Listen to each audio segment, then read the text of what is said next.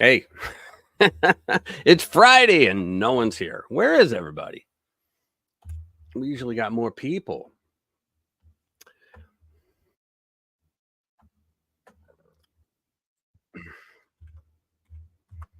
Yeah.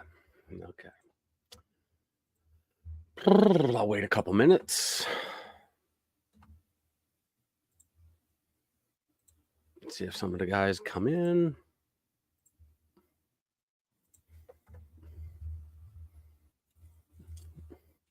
I'm wondering if the notice. Hey, what's up, Weak Greatness? How you doing? I hope everybody else shows up. It might be nice around the world, nice out around the world, and that's what everybody's saying. I'd rather go that.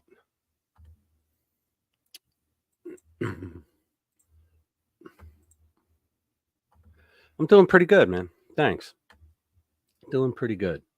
I'd be doing better if more people came in. So let me go over what I'll probably have to do this again after more come in, but I'll go over what I'm going to read tonight. So this is a site I own. It's jabberhouse.com.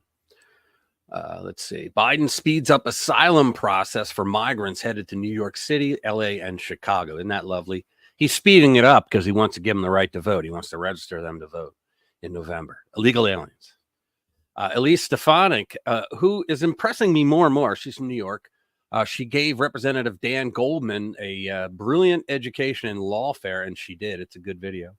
Here's one that I wrote. Liz Cheney gets roasted on X for comments about House Speaker Johnson's support for Trump, and it was brutal. It was brutal. So then we have court. Parents in Maryland cannot opt children out of LGBTQ curriculum. That's something. I think the parents should just say, fine, homeschool. Greg Abbott pardoned Daniel Perry, which is pretty cool. He's the guy that shot a BLM protester who was holding an AK-47 to him. Black studies professor claims romance is white supremacy. How about that, guys and gals? Breaking news. It's over. Michael Cohen. Yeah, this is Barry Cunningham. It's a video I'm going to play. It's really good.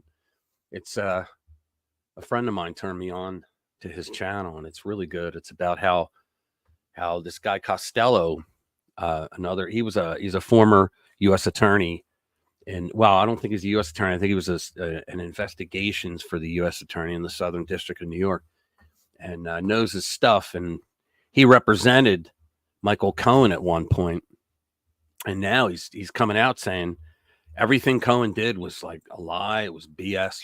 Everything. Yeah, it's pretty unreal. So we'll be getting into those things. I just want to wait for a couple more people. We got 3. Come on. I sent all the notices out too, because I had a bunch of people say, I'll be there. They always say that, and then they don't come. Let me see. Which one am I going to do first? We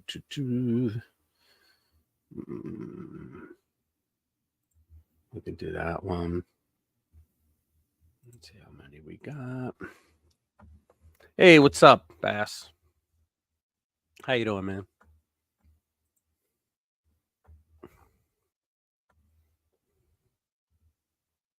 Cool, man. Appreciate it.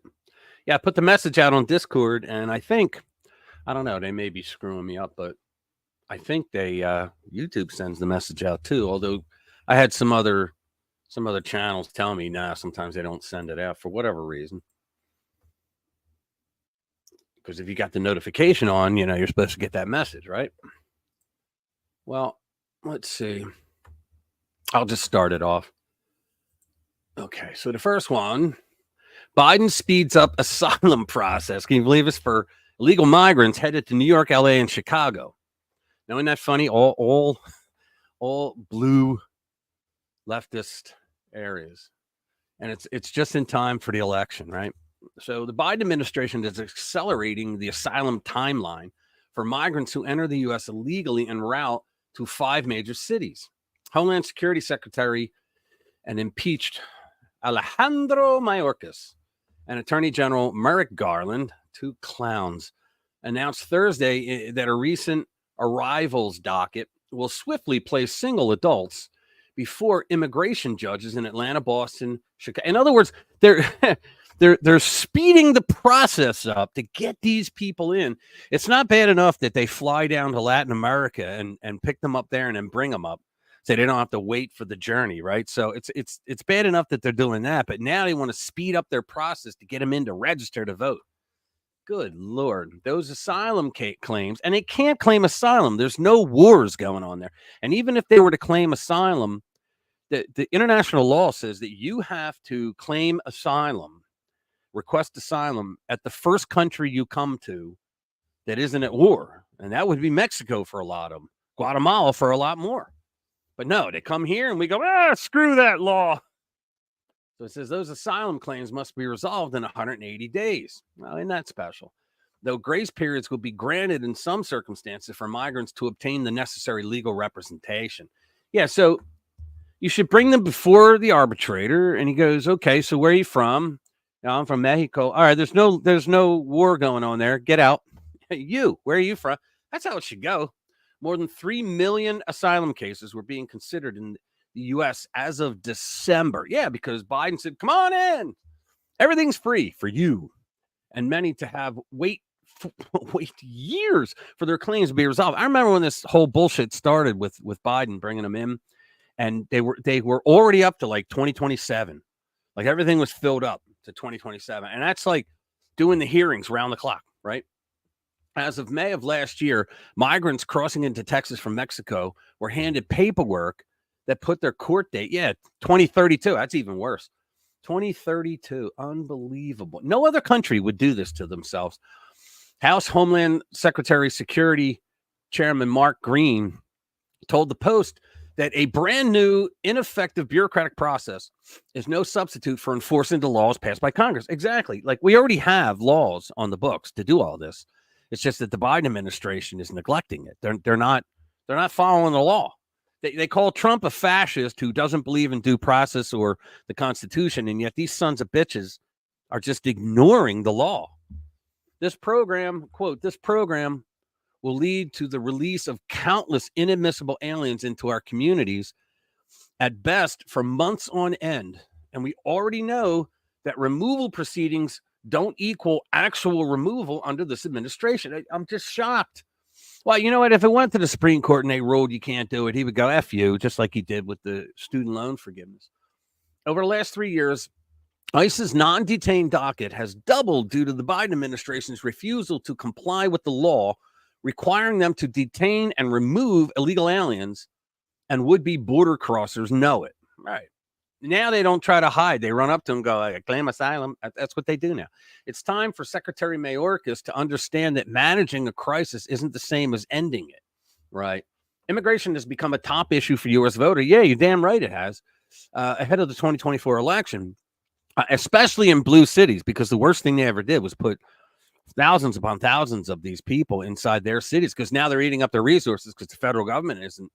It's like an unfunded mandate. You know, Joe Biden's there, take all these people. Fuck it. I'm not going to pay for it. You're going to pay for it. That's what they're doing. And so all these people in the cities, the blue cities, they're realizing that, you know what, we've been co-opted.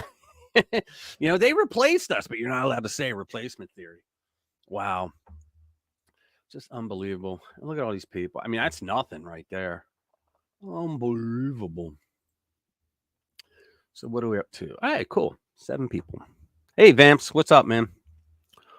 Who else is here? Jeremiah, how you doing, brother? Jade, hey, you're here. Awesome. You made it.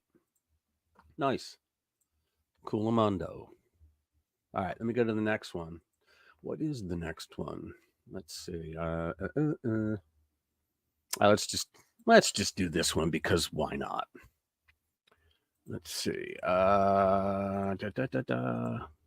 Let me go get it. Okay. Let's bring that back up. And we're going to go to this one. This is from Not the Bee. If you're not familiar with it, it's from the guys that do the Babylon Bee, only it's real stories. Some of them are weird, but they're real. You know, that's the difference. Okay. Black studies professor claims romance is white supremacy. You got that, guys and gals? You're being a white supremacist if you're trying to get a little romance going on. Without black studies, how would we know that everything is racist? He's right. In the continual mission to declare everything good on God's green earth white supremacist, a black studies professor at the University of California, Santa Barbara, has declared the concept of romance as racist. That's right. Romance promotes white supremacy, according to black studies professor who said she has endured bad relationships. Well, that's just called a bad relationship. University of California, Santa Barbara professor Sabrina Strings addresses this topic in her new book, The End of Love, Racism, Sexism, and the Death of Romance. Where the hell is she hanging out? So it says Professor Strings, there's a name, wrote an entire book about Gen X to Gen Z women who have endured a seemingly endless array of miserable relationships with men.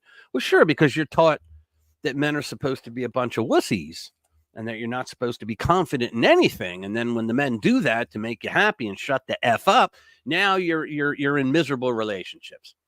All right, so they're in miserable relationships with men, and how that is often due to white supremacy embedded into culture. I thought we were done with all this dumbass stuff. She seems delightful, huh? I love that. Can't imagine why she's having trouble with romance. True. Romance had a beginning, Strings said, as quoted in the UC Santa Barbara story. Romance is an old white cultural institution that began in the Middle Ages. So nobody else around the world had romance? I mean, all those people that were born, was that out of what? Sexual assault? I mean, there was no romance anywhere? One of the very first and I'm not relating romance to sex. I'm just saying, romance is the stepping stone to get there, right? So these people are just nuts. One of the very few examples of a romantic story is Lancelot and Guinevere, she pointed out. It's a story which is about the trials of a man from a lower station who sets out to prove he is worthy of a higher class European Christian woman. Ay vey. Oh no, a story about a regular guy getting a girl out of his league through feats of strength. Totally racist. I love this magazine. I guess you could argue that romance as a literary genre may have had a beginning in the Middle Ages, but even that seems sketchy. I mean, has she read the Book of Ruth or Song of Solomon in the Old Testament? Exactly. Not many white characters in the Bible. True. I can't even. I love this. What in the world type of literature is this lady reading? And what does that have to do with her not being able to find a man? She blames backlash to feminism and civil rights for the idea that white supremacists are keeping women out of relationships. What? How? I guess because everyone is racist. Yeah, that's what that's their like go-to thing. Well, that's racist. And her solution, sadly, it's the solution of every single unhappy, undesirable feminist. Go gay. Gotta love that. She challenges readers to accept the end of love as they know it and to embrace more queer and feminist ideas of love, equity, and partnership, according to UC Santa Barbara's summary. Queer doesn't mean gay, by the way, in that statement. Weird how that's always the solution, whether or not one is as explicit as Strings. That's the result of bitter feminism. It is. It's 2024 and falling in love is now racist. P.S. Check out our latest video. I should play that, but I'm not going to. Oh, everything is racist with these people. It's unbelievable. So let's see. Hey, what's up, Tessa? Let me get rid of that. Stop sharing. There we go. Let's see. Hey, the check's in the mail, Dr. Jade. Check's in the mail. Let's see. What else can I play here? Yeah, this is one that I did. Let's see. Present arms. Let's see. Here we go. All right. Liz Cheney, the thing that would not go away. So Liz Cheney was roasted online for comments on House Speaker Johnson's support for Trump, and it was brutal. It pretty much was. So the former Wyoming Representative Liz Cheney, who accepted the offer to be the token Republican and co-chair of the extremely partisan and Democrat-controlled January 6th Select Committee, got roasted on social media Wednesday. Her crime? Criticizing House Speaker Mike Johnson and Republicans who've been hanging out in Manhattan to support Donald Trump during his hush money trial. Boy, this woman, she's nuts. Cheney, always ready to bash Trump and his colleagues, took to social media to attack Speaker Johnson, saying, have to admit, I'm surprised. You got to see what my response is. Have to admit, I'm surprised that Speaker Johnson wants to be in the I cheated on my wife with the porn star club. I guess he's not that concerned with teaching morality to our young people after all. And this right here is literally what I wrote back.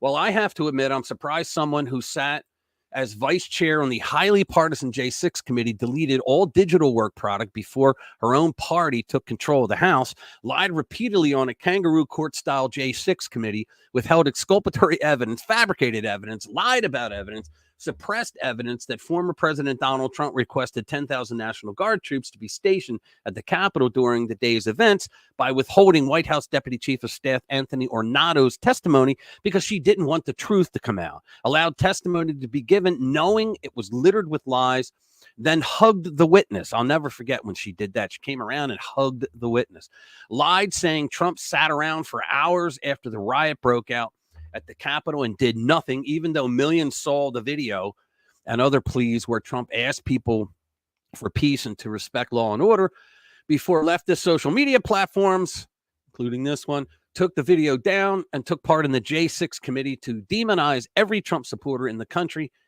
and to weaponize government against all J6 protesters who were there that day, whether they rioted or not, would have the balls to attack the House Speaker who has seen the videos that prove every narrative Cheney and her Democrat besties told about J6 were lies. So the internet exploded, right?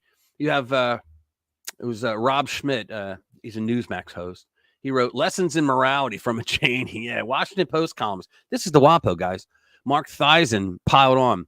He risked his job. Well, this I'm not for, but if it trashes Cheney, I'm happy. He risked his job and political career to pass aid to Ukraine and literally saved a country. You weren't there to fight the Ukraine for Ukraine because you blew up your political career and now you heckle him from the sidelines. Well, that is true, but like even the WAPO's Cat Turd, gotta love Cat Turd. He posts the picture where Hagman destroyed her 66 to 28%.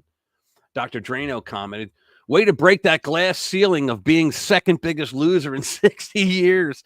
Gotta love that. And she was an incumbent. And it wasn't just celebrities. You lied. Here you go. You lied to the world about January 6th.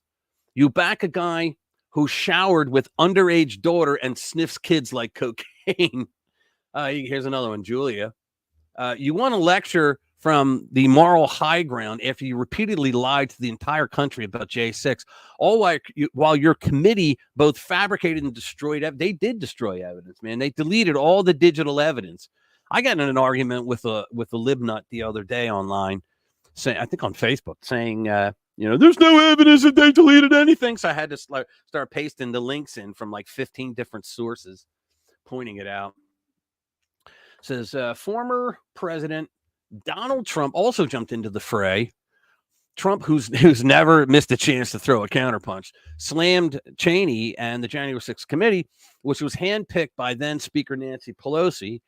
He ranted about how the committee spread lies and false narratives. She should go to jail with the rest of the unselect committee. I love how he always referred to it as the unselect committee. And the reason he did that, I don't know if you guys remember this, but for a select committee, what happens is the Speaker of the House will allow the majority leader, or the Speaker will, to choose the Democrats that are going to be on.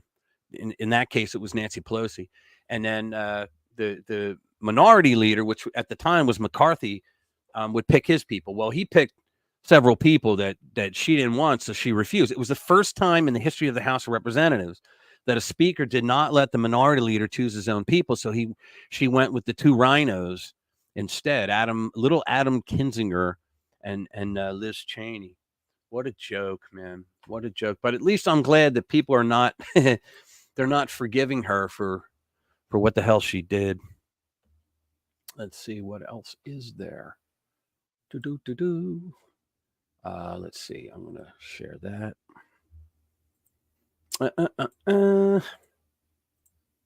So let's see. There we go. So we have some stuff to choose from here. Elise Stefanik. Nah, we already did that. Oh, yeah. Greg Abbott. This was a good story. Greg Abbott pardoned Daniel Perry in the shooting of rifle-wielding BLM protester. Do you remember that? He was in his car. I believe he's the Army. He was in his car, and a bunch of BLM rioters surrounded the car, started shaking it, and this one BLM supporter had an AK-47 aimed like in the downward position, but aimed at him. And they started getting like, real agitated and all. And so he shot the motherfucker, which is what you do when somebody points an AK-47 at you. So it says on Thursday, Texas Governor Greg Abbott pardoned former Army Sergeant Daniel Perry in the shooting death of a BLM rioter in 2020. Let's just read through this. Texas Governor Greg Abbott on Thursday issued a full pardon for a former U.S. Army sergeant convicted of murder in the shooting death of an armed protester during the 2020 Black Lives Matter march. Perry was convicted of murder, it said last month, in the 2020 shooting death of 28-year-old Garrett Foster, guilty, who was legally carrying an AK-47 rifle through downtown Austin during a summer of nationwide riots. Yes, but he was aiming it at Perry. Perry was sentenced to 25 years in prison for Foster's murder. Foster was seen on camera pointing the AK-47 at Perry's window at low ready as a crowd surrounded Perry's vehicle. We'll show you pics in a sec. Perry argued he acted in self-defense. Prosecutors said he acted rashly. Of course they did, because that's the way it is now. Here was Foster talking with the reporter. This is AK-47. There you go. Why'd you got it out tonight? They don't let us march in the streets anymore, so got to practice some of our rights. Well, man, do you feel like you'll need to use it? Nah, I think if I use it against the cops, I'm dead. And I think all the people that hate us and, want to say shit to us are too big of pussies to stop and actually do anything about it. So why'd you start carrying? He called them pussies. Yeah, he's got an AK-47 and called them pussies for not trying to argue back with them. Okay. He's a lunatic BLM, a Marxist BLM supporter. Here's the press release of the proclamation. I'm glad Governor Abbott did this, because you have to send a message, guys. The Second Amendment still exists. You're allowed to defend yourself when somebody's aiming a gun at you. We don't have to read it. It just came out good. Well, here you go. This is when Paxton wrote, Governor Abbott just pardoned Sergeant Daniel Perry. Oh, and you know what? They gave him back his Second Amendment rights, because that's stripped from you. They gave him back his Second Amendment rights and a bunch of other rights that they took away from him too. Governor Abbott has just pardoned Sergeant Daniel Perry after a unanimous recommendation by the Texas Board of Pardons and Paroles. Good, it was unanimous. Americans across the country have been watching this case in Texas and praying for justice after BLM riots terrorized the nation in 2020. They were mostly peaceful. Our right to self-defense is enshrined in the Constitution. Soros-backed prosecutors like Jose Garza, I've written many things about that loser, do not get to pick and choose the rights we have as Americans, and I'm relieved that justice has prevailed. Yeah, and let me tell you something. This guy Ken Paxton, he's a badass, man. They impeached him and tried to throw him out, and it didn't take. And so now he's going after all those who did illegal things just to get the impeachment through. Texas Board of Pardons and Paroles unanimously recommended that Perry be pardoned, and the governor immediately acted upon the recommendation. Very good. See, Texas is how it's supposed to be. Let's see, tried, true, and convicted. He was trying to, yeah. But here you go. Okay, so the guy's right there. He's got his arm up. You see it? The girl's in the way, but he's got his arm up with the rifle in the ready down position, right? What are you going to do? The guy's got an AK-47. He's yelling at you, get out of the car and all that. Boom. Excuse me. Does not mean that justice was served. Yeah, you're a little pansy. Texas Governor pardoned Daniel Perry. You see, Perry, a veteran who was driving an Uber at the time, was sentenced to 25 years for defending himself during BLM riots against a protester who approached his car carrying an AK-47. I'm sorry, guys. You carry an AK-47 to my car, and you're getting shot. Sorry. I'll deal with the consequences later. Because I have a carry permit, and I'm not going to let somebody do that. Prosecutors pointed to his racist online comments, and psychological experts testified how dangerous he was. The Austin police detective, who was the lead investigator on the case, later testified that the DA put pressure on them to withhold exculpatory evidence from the grand jury. Guys, these friggin' left-wing, Soros-backed, I mean, that's a Brady violation right there. You withhold exculpatory information. That's a Brady violation. And we're going to find out that Alvin Bragg and his team did that as well in the Trump trial in one of the other stories that I'm going to read soon. Let's see. What am I going to go to next? Maybe I'll go to that. Hold on. Oh, yeah. Oh, God, this one. Okay, ready? Federal court. Parents in Maryland school district cannot opt K through 5 children out of LGBTQ curriculum. We only want to get married, right? A federal court on Wednesday upheld a Maryland school district policy that does not allow parents to opt their children K through 5 out of curriculum about gender identity and sexuality. K through 5, guys. Are you kidding me? In a 2-to-1 panel, holy crap. In a 2-to-1 panel decision released by the U.S. Appeals Court for the Fourth Circuit, leftist, federal judges affirmed a lower court decision denying the request of religious parents. So these people have a right over something that's enshrined in the Constitution, in the First Amendment, right? Unbelievable. To block the policy issued by the Montgomery County Public Schools Board in March of 2023. Judge G. Stephen Agee, or Agee, a President George Washington Bush appointee, wrote the majority opinion figures, stating that parents did not present enough evidence to show that the policy violates the free exercise of their religion. Are you kidding me? Look, the whole, like the transgender movement is just, it's against Christianity. I mean, that's why they hate Christians so much, because they believe that they are a God. They don't think, Christians believe that God has dominion over humanity, right? But they believe they do. They can change their gender, so they're a god. They don't go around calling themselves gods, but that's what they believe. You got to be a god in order to define your gender, right? So that's what they believe, and so they that's why that girl, Haley, whatever her name was, she went into that school and shot up those kids, 9-year-old kids, into that private Christian school, right? Because she hated Christianity because it went against her transgenderism. Because first of all, they made themselves victims, because that's the most important thing, right? You got to make yourself a victim. And then if you're a victim, then you have the right to defend yourself by going out and purchasing a weapon and shooting someone that's no threat to you physically. We take no view on whether the parents will be able to present evidence sufficient to support any of their various theories, once they have the opportunity to develop a record as to the circumstances surrounding the board's decision and how the challenged texts are actually being used in the schools, Agee wrote. At this early stage, however, given the parents' broad claims, the very high burden required to obtain a preliminary injunction, and you can get a preliminary injunction against a MAGA extremist at the drop of a hat, but you can't for something like this, right? We are constrained to affirm the district court's order denying a preliminary injunction. Sure you are. The Muslim, Jewish, and Christian parents, represented by the Beckett Fund for Religious Liberty, argued that the district's refusal to allow their children to opt out of reading a alphabet people thing with a plus sign, that little curly Q thing that sometimes goes over vowels, themed books, or participation in the curriculum violated their right to raise their children in accordance with their faith and how their faith defines identity and sexuality.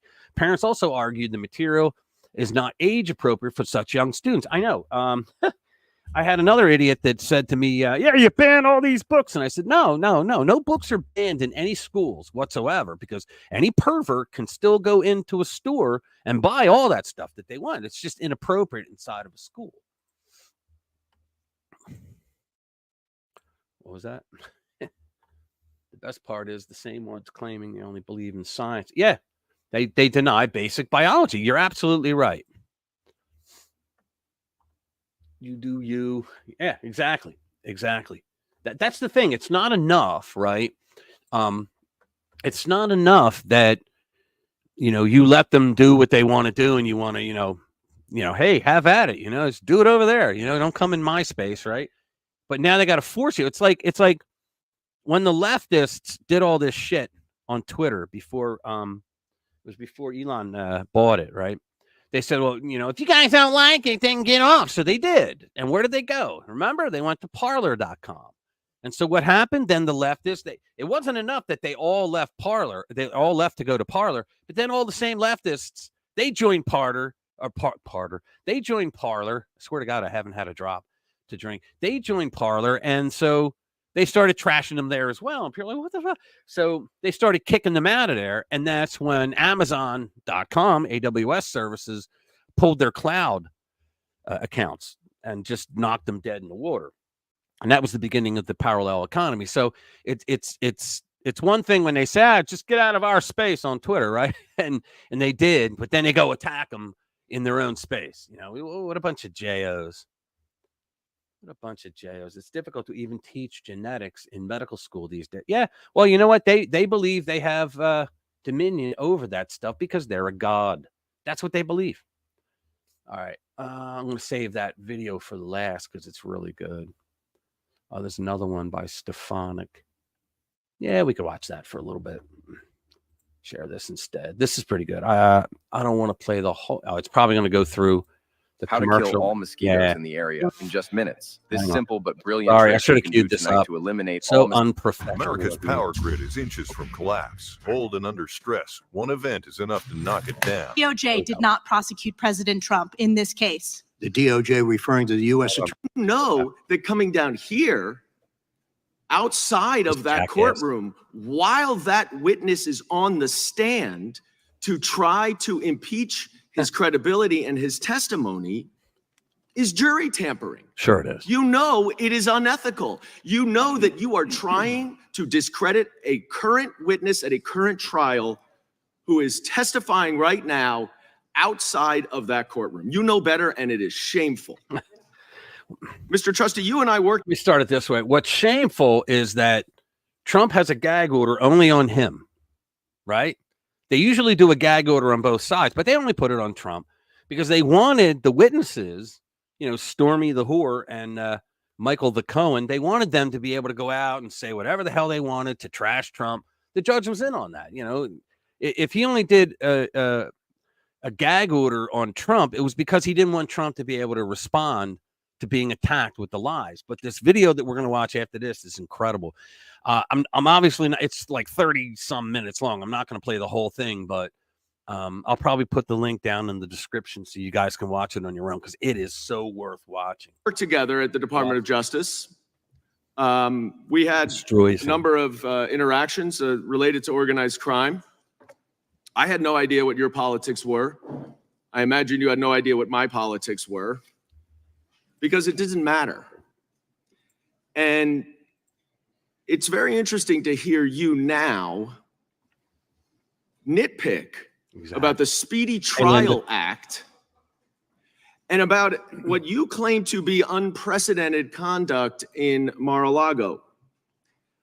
But I'm confident that you never came across anyone who refused a request to voluntarily return classified materials, who refused to comply with a subpoena for those classified materials, who was found to intentionally. Stefanik is just sitting there champing at the bit going, I wish he'd shut the hell up so I can destroy him. It'll come in a minute. Conceal and hide and obstruct justice by concealing those classified documents. You've never come across, that is unprecedented, I am certain, because that is a clear predicate for a search warrant. When someone obstructs justice, refuses to comply with the subpoena, and Mr. Issa can make up all of the facts that he wants about declaring it to be classified because he thought it or whatever it is, that will be decided in court. All of these cases will be decided in court by a jury based on the facts, evidence, and the law. And all the Republican majority is trying to do here today is lawfare, is interfere in ongoing criminal investigations that our system is perfectly well equipped to crying handle. about lawfare. I yield back. The gentleman yields back. I now recognize Ms. Stefanik for 5 minutes. This is Oh, I awesome. love being able to respond to the novice from New York. First of all, thank you so much for stating the obvious that political lawfare is in fact election interference. That's what we're seeing with the sham Alvin Bragg trial. Thank you also to the novice freshman member for New York, highlighting that withholding military aid to an ally for a political purpose, just like Joe Biden is doing to Israel. Always grateful for you stepping in it. Mr. Costello, in your opening statement, you said that in the over 50 years serving as a lawyer, you, quote, have never seen the types of politically motivated. Guys, Costello is the guy I was talking about earlier, if you were here. He's the guy that's going to be in the Barry Cunningham video. He used to work for the Southern District of New York, the U.S. attorney there, and he was a prosecutor himself. I think he was a judge at one point too, but he was a prosecutor himself, and he's the guy that completely destroys Michael Cohen. Cases that have been brought in this presidential election season. These political cases are being used as a weapon of war to damage, defeat, or impede political adversaries and their allies. Instead of political warfare, it is lawfare, a cancer upon our collective judicial system. I want to begin with Alvin Bragg's weaponized sham trial in New York. Isn't it true that in Alvin Bragg's campaign for Manhattan DA, Bragg specifically ran on going after President Donald Trump? That is true. Isn't it true that Bragg's predecessor, Cy Vance, declined to prosecute President Trump? That is true. And the believe he will, FEC Chris. How you also doing? did not prosecute President Trump. That is true. And the DOJ did not prosecute President Trump in this case. The DOJ referring to the U.S. Attorney for the Southern District? Correct. Absolutely true. And one of the reasons the Southern District of New York turned down this case was because the supposed star witness, according to Alvin Bragg, Michael Cohen, was totally, quote, unworthy of belief. Isn't that true? Without a doubt. This is the same Michael Cohen who pled guilty to 7 counts in an indictment that had absolutely nothing to do with President Trump and actually predated the first time he met President Trump, correct? Absolutely true. And in fact, this is the same Michael Cohen who perjured himself to Congress. Isn't that true? Yes. In fact, when called as a witness in this sham trial, Cohen was asked directly if he was honest during his testimony to Congress. He said no, admitting perjury. But it's not just Bragg's case. You know what, guys? When Cohen was being sentenced, he lied to the judge. He lied to his wife. He lied to the detectives. He lied to the U.S. attorney, lied to the prosecutor, lied to the judge. Holy crap. The guy's just a serial liar. But he lied during his sentencing for perjury. He lied. Case that is a total sham and illegal political lawfare going after Joe Biden's top political opponent, Donald Trump. This rot goes deep all the way up to the top in the Oval Office. Because when Congress referred this admission of Cohen's perjury to Joe Biden's DOJ, isn't it true that the DOJ has refused to prosecute? That is true.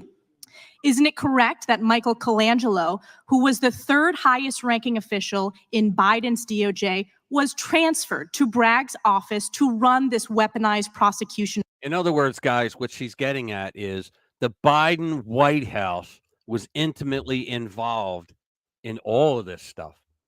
I mean, we saw the Nathan, whatever his Nathan, I forget his name, lover boy of Fani Willis, right? He was spotted going into the Biden White House. Jack Smith went into the Biden White House. And now the Biden White House sent someone to Alvin Bragg's office to make sure that he did it right, because they don't trust Alvin Bragg because he's a moron. Of President Trump. Isn't that true? Not only true, but it's unheard of. Unheard of. It's a disgrace. Do you agree that this weaponization of lawfare goes straight to the top with the purpose of helping Joe Biden's failing presidential campaign? The circumstantial evidence definitely supports that. And the unconstitutional gag order on President Trump from New York Judge Merchant is unprecedented lawfare. As far as I know, absolutely. And let's go to the daughter of the judge. Isn't it true that she is raising millions of dollars off of this sham case? Yes. Well, I have to say I've read that in the media. I don't know it of my own knowledge. It is true. Thank you. One additional question. I want to talk about the rigged and client unprecedented is Joe jury Biden, by the selection way. process. Isn't it true that Bragg's team asked the jurors if they followed Trump on social media? Yes. And isn't it true that they did not ask any of the potential jurors if they followed Biden on social media? Or Michael Cohen. Or Michael Yes. Cohen. Yeah. And isn't it true that 87% of the jurors said they voted for Joe Biden? That's true, Is this unprecedented and lawfare jury shopping? without a doubt. Without a doubt. Political lawfare for the purpose of election interference to go after Donald Trump. Do you agree? Totally. This is one of the reasons that Trump's polls continue to skyrocket. And it's why President Trump will win in 2024 to end the illegal and warped weaponization of the justice system. Because if they can illegally go after Trump, they can go after anyone. I yield back. Isn't that awesome, guys? That's awesome. Stop sharing. Okay, now let me go back. One more. All right, so let's see, where is it? There it is. This guy. Hold on, let me get back to it. Okay, so this is Barry Cunningham. He's got a real good channel. Go over and check him out. Breaking news into the Fanfare newsfeed. Cohen decided that while he didn't believe the allegation of the Stormy Daniels story, Where do you hear some of the shit? that he thought the story would be embarrassing for Trump and especially for Melania, so he decided he would take care of it himself. Absolutely. And that is contrary to what this guy testified to in court in New York yesterday. Well, and what's not being talked about is your next paragraph, like the reason and his motivation for that. So if you could just kind of walk through that for the committee. I specifically asked him because he kept on going back saying, I can't believe they're trying to put me in jail for these NDAs. So I said, Michael, tell me about the NDA. Tell me about Stormy Daniels. What did you do? He said, I got a call from a lawyer representing Stormy Daniels who represented that she was going to testify that Donald Trump had sex with Stormy Daniels. Michael Cohen said, I didn't believe the allegation, but I knew that such an allegation would be terribly embarrassing. He said it would be embarrassing. He focused on Melania Trump. He said, I didn't want to embarrass Melania Trump. He said, that's why I decided to take care of this on my own. Guys, there's a whistleblower out there who came forward, and I don't know where it went from that. I did a story on this. The whistleblower came out and said that Stormy Daniels and Michael Cohen have been having an affair since 2006, and that it was Michael Cohen's idea to do the hush money payments. And that's why he took the money. He actually took, what do they call it? I can't remember. It begins with an 8. It's a special loan on your house. It's like on the equity of your home, but it's a weird, I don't know what it is. Maybe it's just something in New York. I don't know. I don't know real estate, and I should. But anyway, so it turns out he took a loan out on his own, and that's what he had to get repaid for. But apparently he did it on his property, and he never told his wife. So he forged his wife's signature. Unbelievable. So what the scam was that this whistleblower said, the scam was that they were supposed to see. A billionaire has people coming at them all the time. It's like Trump had another guy. I said it last week, I believe it was, that there was a former doorman from one of his buildings said that he was shopping around a story. He got $30,000 for it. The story was that Trump had an affair with one of his employees and had a kid out of wedlock, right? None of it was true, but the guy knew that if it happened right before the election, the Trump people would just pay him to shut him up, right? And so, long story short, he got 30 grand out of it. So why wouldn't Stormy, if Cohen was his personal attorney and Cohen had the authority to approve things like that, because a billionaire is too busy in his business, building his business, in this case, running his business and running for president, right? So he's too busy doing that to have to deal with little bullshit like that. So 130 grand, which is what I think they paid Stormy, was nothing, right? So Cohen figures, okay, so we can get her to say that, that they had sex or an affair, whatever, and then, I'll pay her off, right? But then I guess he got afraid to actually grab the money from Trump's organization, so he paid him himself and relied on being paid back $35,000 per payment. And so they're arguing now, the prosecution and the libtards out on social media are arguing, his signature's on all the checks. That doesn't mean jack shit. Do you know how many checks he signed a day? I mean, that means nothing, but this is good. I went back to that several times. You did this on your own? On my own. Did Donald Trump have anything to do with it? No. Did you get the money from Donald Trump? No. From any of his organizations? No. from Yeah, anybody HELOC. connected to Donald Trump. No. HELOC. Where did you get the money? I took out a HELOC There you go. loan against my property. I said, why would you do that? He said, I didn't want anybody to know where I got this money. I didn't want Melania to know. I didn't want my own wife to know because she's in charge, he said, of the Cohen family finances. He said, if she saw money coming out of my account, she'd ask me 100 questions and I didn't want to answer any of them. It was clear after talking to him for several days after that, whenever we talked on the phone or in my office, that he kept on bringing up the subject that he felt he was betrayed by not being brought down to Washington, D.C. Yep. This guy thought, he said to me, that he should have been Attorney General of the United States, or at least the chief assistant to the president. Ludicrous, but that's what he thought. And he was very angry about that. He wanted to do something to put himself back into the inner circle of Donald Trump.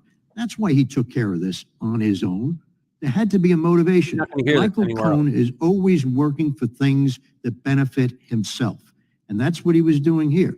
That's completely different to what he said that he told the grand jury. That's completely different to what he's testifying to in New York. There you go.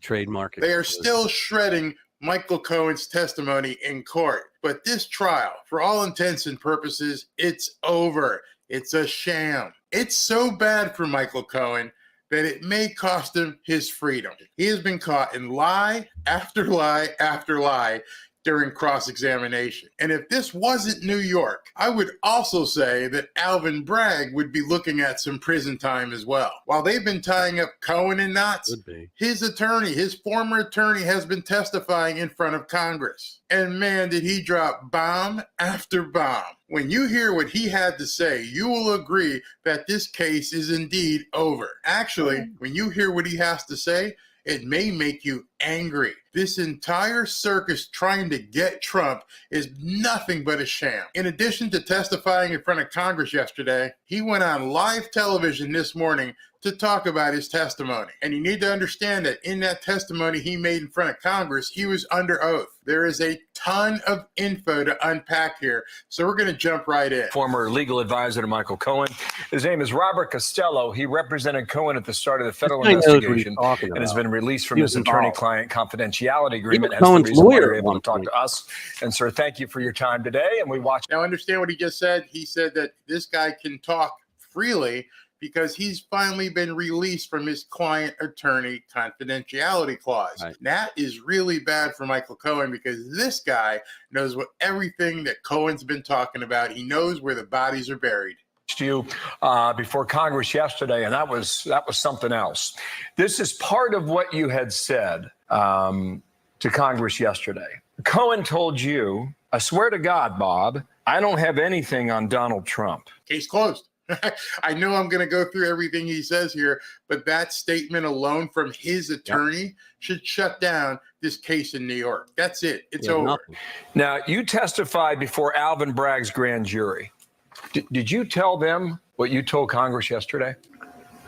Well, it's interesting you bring that up because before I testified on a Monday before the grand jury, I gave Alvin Bragg's assistant DAs the courtesy of about an hour and a half Zoom conference where I told them all of the exculpatory material that I had that they were supposed to put before the grand jury. But when I appeared before the grand jury, they were asking me questions that, in my opinion, and I've been a federal prosecutor myself, I was deputy chief of the criminal division in the Southern District of New York. Those questions they were asking me were not going to elicit the exculpatory information that I had. So what he's saying there is that he spoke with Alvin Bragg and the prosecutors in the Trump case prior to the grand jury indicting Trump. And he told them exculpatory evidence, meaning stuff that would basically get Trump exonerated, and they refused. Hold on. Jeremiah, who are you talking about? Who's the diddler?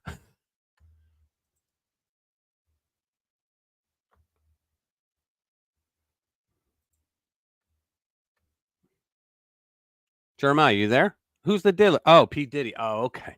All right. For some weird reason, I thought you were talking about Joe Biden years ago with Tara Reid. All right, sorry about that. refused to give it to the grand jury. Alvin Bragg, start shining up some of those, silver handcuffs, because you might need to get some as well. So I began to expand upon my answers, and the DA's office was trying to shut me down, saying that I had finished my answer. And I told them that when I'm in the middle of answering a question, I'll decide when I finish my answer. And I asked them not to interrupt me again. But basically, they only put in a small cherry-picked group of emails. I presented maybe 200 to 300 emails and text messages to them. I had them with me, luckily, in chronological order. They put 2 or 3 into evidence. I asked them, are you going to put the rest of them into evidence? And they said no. Did you hear what he just said? I'm sure he did. Alvin Bragg and his cohorts basically framed Donald Trump. Cohen's own attorney. Hey, I got 300 pages of notes. Let's put these into evidence. No, we're good. You don't get this to do that. Right. You're the grand jury. I mean, you're the prosecuting attorney. You have to provide that to the grand jury. They chose not to.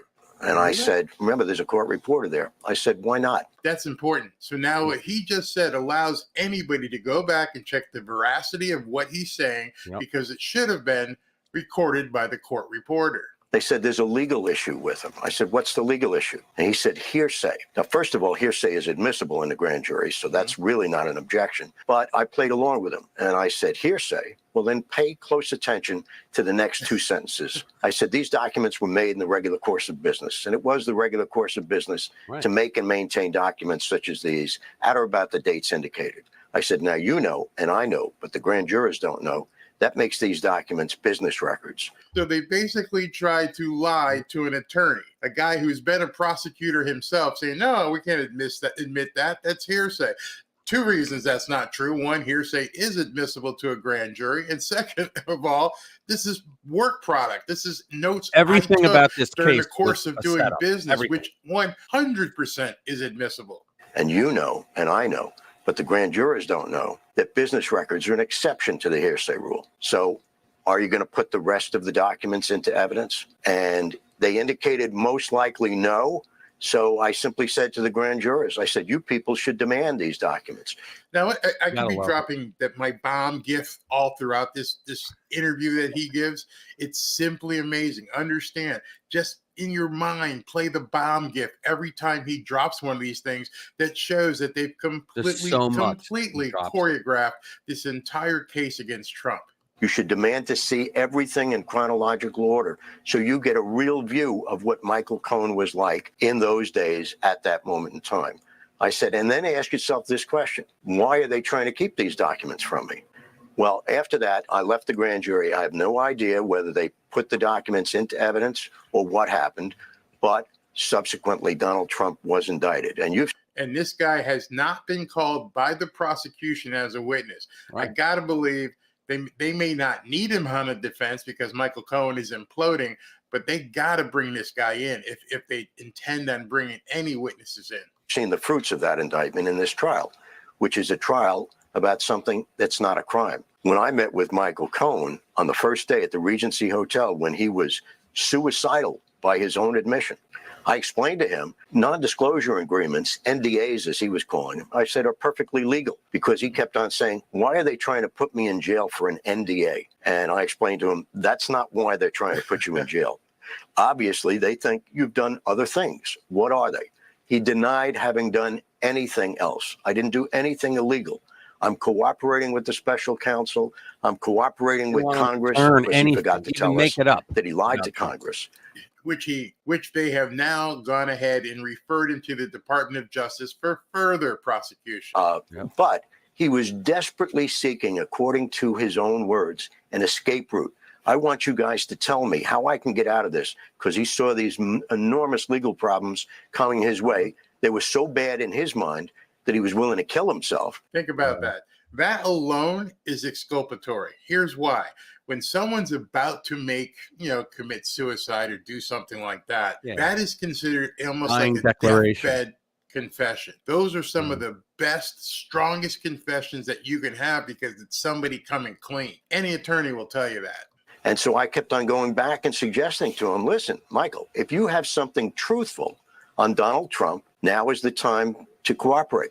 And he kept on saying over and over again, 10 to 20 times, I swear to God, Bob, I don't have anything on Donald Trump. 10 to 20 times he said, I don't have anything on Donald Trump. He told his personal attorney that 10 to 20 times. I hope this guy gets on a stand. I hope they bring him and have him confront Michael Cohen in court. It'll be amazing. How much you want to bet? Prosecutors doing backflips trying to. How much you want to bet that the defense tries to bring Costello in? And the prosecutors bitch, go, you can't bring him in. He used to be a U.S. attorney. And Mershon will go, yeah, and he'll deny it. How much you want to bet? Not let this guy's testimony get in because it also implicates them. I even said to him, Michael, think about this. Isn't it easier to cooperate against Donald Trump if you have truthful information than it is to kill yourself? Well, the answer is obvious. That was his moment in time.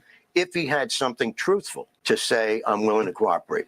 But he didn't take that. He kept on saying, I have nothing on Donald Trump. And then when we got into the discussion of the Stormy Daniels NDA, he said specifically, and I cross-examined him on this, this was my idea. Should I drop the bomb gif again? Do I need to start interspersing my bomb gif so you guys can understand? Boom, boom. They just keep coming one after the other as this guy talks. It was his idea to take care of the NDA because he had been contacted by a lawyer for Stormy Daniels who said she was going to claim that Donald Trump had sex with her. Cohen said, I didn't believe the allegation, but nevertheless, it would be embarrassing to Melania. And now understand, in court, that's not what he said. Right. He said that Trump was the one who didn't want this to impact his presidential campaign, yet he told his attorney he was worried about Melania. Another lie. That's Michael Cohen's words. He said, and so I decided to take care of this myself. Now, he took out a home equity loan for $130,000 and used that. And he did tell us that he got repaid later. We didn't get into the details of that because that was not what we were focused on at the moment. We were trying to figure out what was Michael Cohen going to be charged with by the Southern District of New York. And then, as you know, ultimately, he pled guilty to 8 counts, 7 of which had nothing to do with Donald Trump. And then after that, he attempted to cooperate by telling fibs to the U.S. Attorney's Office that Rudy Giuliani and I conspired basically to obstruct justice and tamper with the witness being Michael Cohen. Today on the witness stand, they got him to tell one of his huge lies. He lied to the judge that was sentencing him for perjury, the sentencing hearing. He lied to the judge while he was being sentenced. This guy doesn't know what truth even looks like anymore. With all these emails and text messages that I had, it was absolutely clear that there was no truth whatsoever to that. So the U.S. attorney said to Michael Cohen, in order for us to investigate this, you have to waive the attorney-client privilege. And that's what he did. And when they called me up and presented me with the waiver, I then gave them the documents they requested. I went down and I was interviewed for a couple of hours with 2 AUSAs and 2 FBI agents. At the end of that interview, everybody was laughing because I showed how ludicrous the accusation was. So that tells you right there, the DOJ had this guy come into their office, give them all the documents, and they dropped their case because they're like, this is ludicrous. I think that's all we should play. You get the gist, right? Yeah, Cohen, he should have charges brought against him after this trial because he lied. Like, all you got to do is compare his testimony in the past to his testimony now. He either lied then or he lied now. I think he's lying now. Oh, yeah. All right, so let's do.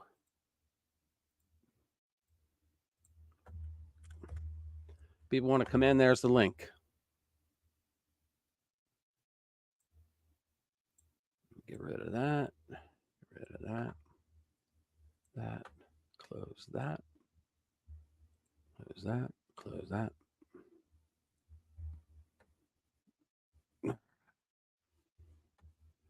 So let's see. Is there something else? Let's see. See what's the big story right now. Protests across Turkey as court sentences presidential hopeful to 42 years in prison. If Russia attacked Turkey from the rear, would Greece help? Here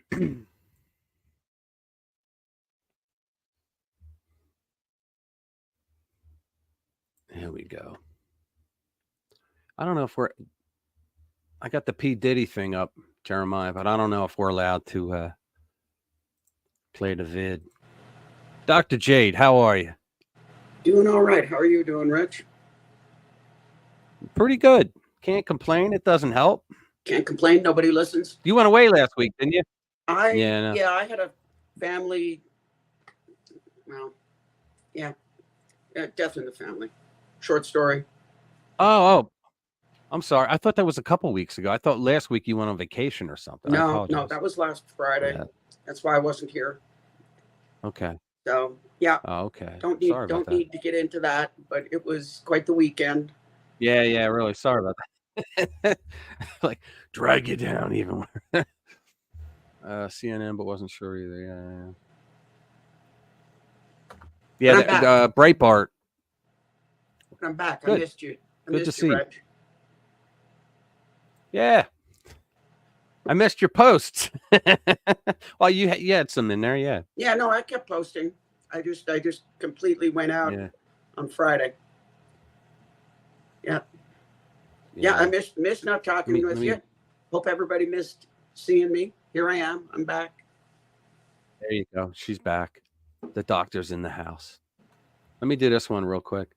Sean Diddy Combs seen brutally beating then girlfriend Cassie Ventura in security tape. Look at that. Holy mackerel. Newly emerged security video footage shows Sean Diddy Combs brutally beating his then girlfriend in an incident that reportedly took place in 2016. It was probably because Trump won. The video, in which was obtained by CNN, appears to show an incident that was part of a civil suit between Diddy and Ventura that was settled in November. The footage, which CNN said was compiled from multiple camera angles, dated March 5, 2016. The election wasn't there yet. Appears to show a half-naked Combs wearing a towel and pursuing Ventura in a hallway. Can you imagine? You get that kind of money, you turn into an animal. I gotta ask. I said pepperoni on the pizza. I gotta ask. Forgive my ignorance. He is a rap star, right? Yeah. Rap. P. Diddy. He's a rap guy. Yeah. And so, is it a surprise when you listen to the lyrics of some of these rap songs that are? I know.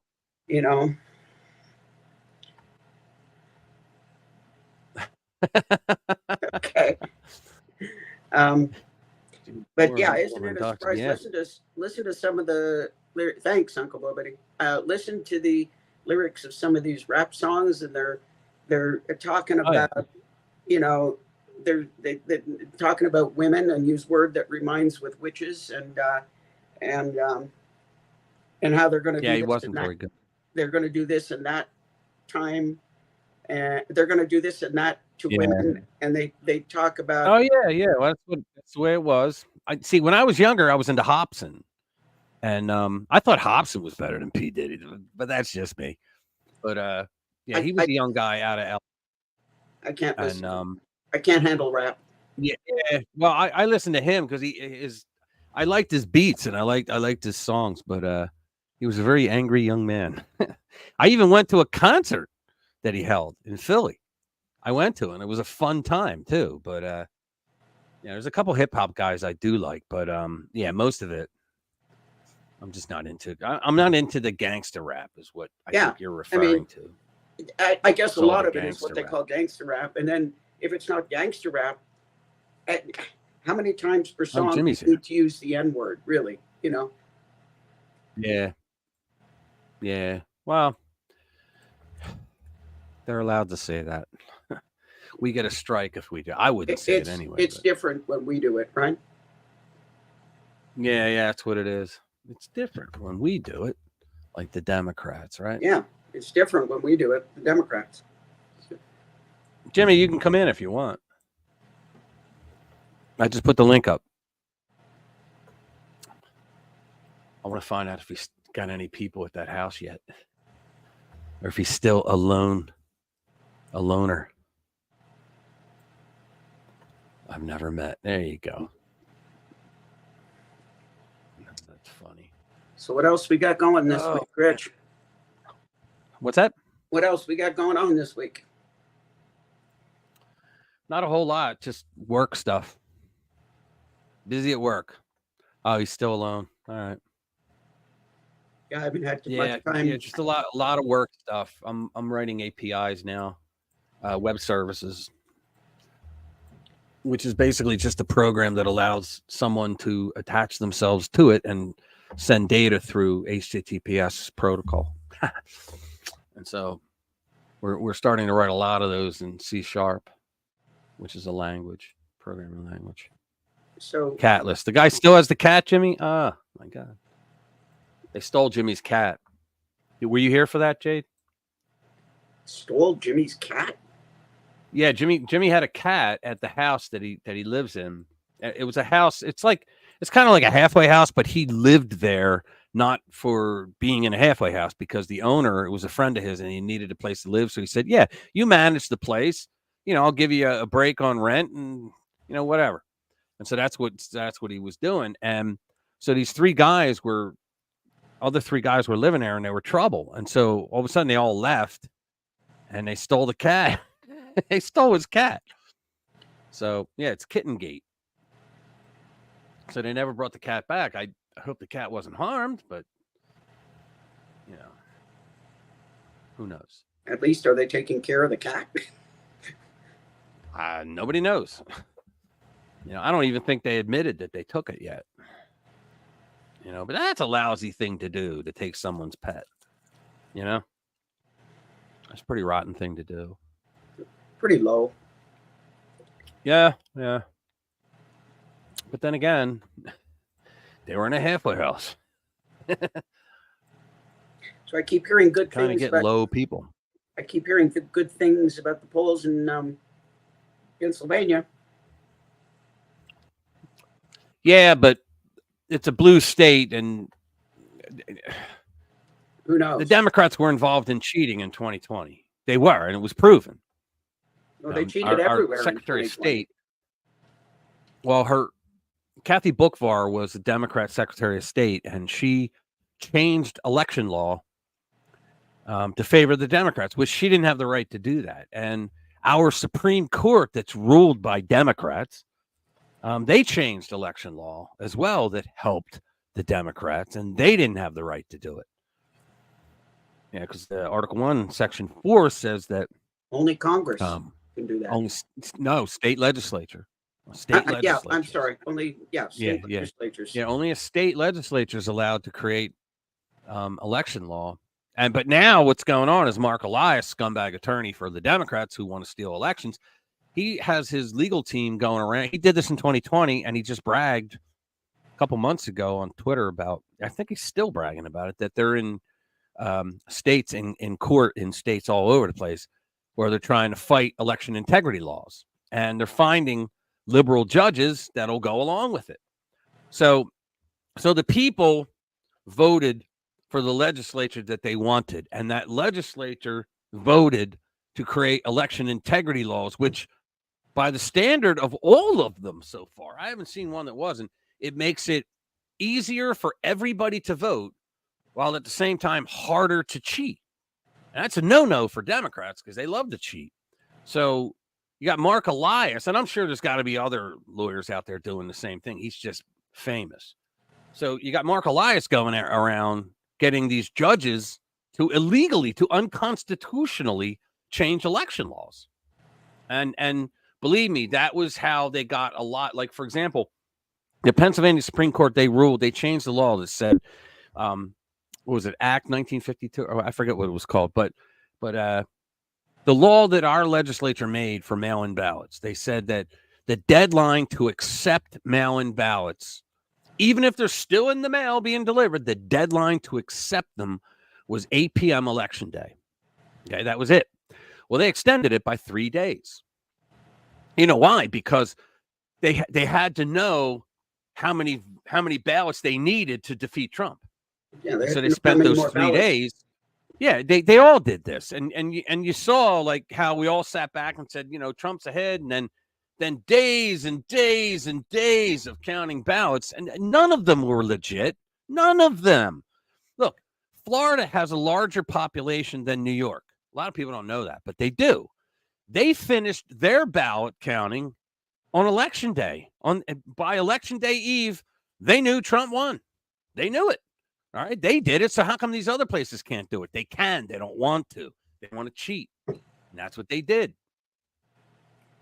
But I'm told that a lot of these election security things are standing. I don't know. Am I wrong? Well, Elias, I don't know. I haven't followed him. I only followed that he's doing it again, scumbag. I followed him that he's doing it again, and I haven't followed like close enough to see what the rulings are, or if there's even a ruling on any of them yet. You know, but the last time he was the one that got the Supreme Court. I believe he was involved in that got them to change the law. You can't change election law if you're not in the legislature. You can't do it. But they did. The executive branch, Democrats. The judicial branch, Democrats. They both broke the law to help Biden. Yeah, it's unbelievable. And they did it in Georgia. Well, then again, in Georgia, it was a Republican. It was a rhino, Brad Raffensperger, who did it. Because he cut a deal, a consent decree with Stacey Abrams. And they changed the law to change how ballots, signatures would be verified. Yeah, but especially and it just helped the Democrats. Especially Georgia. I've heard that they've got security locked down pretty good. Well, yeah, but who knows what Mark Elias is going to do down there, right? Yeah, but he doesn't have much time. It only takes a day to exploit. Yeah, I am still worried about this. Like, think about it. Trump broke the algorithm, the Dominion algorithm in 2020, which is why for the first time in history, we saw all the key battleground states stop counting until the Republican poll watchers went home, and then they continued counting, and they did it all throughout the night. I mean, not a single a-hole in the media said, wait a minute, Trump was ahead in all these states. You guys said you weren't counting till the morning. You open up at 7 a.m. and now Biden's ahead. How does that work? How does that happen? No one asked that question. It was the most pristine election we ever had. That's what they kept telling us. Performative truth. I tell you, with everything going on in the world, what I'm worried about, there is a provision for suspending an election with a sufficient state of emergency. It's not going to happen. The only way that'll happen, Jade, is if the Democrats want to do it. Well, no, that's the only way. That's the Republicans. Think about this. But that's exactly the way. Well, think about this, Jade.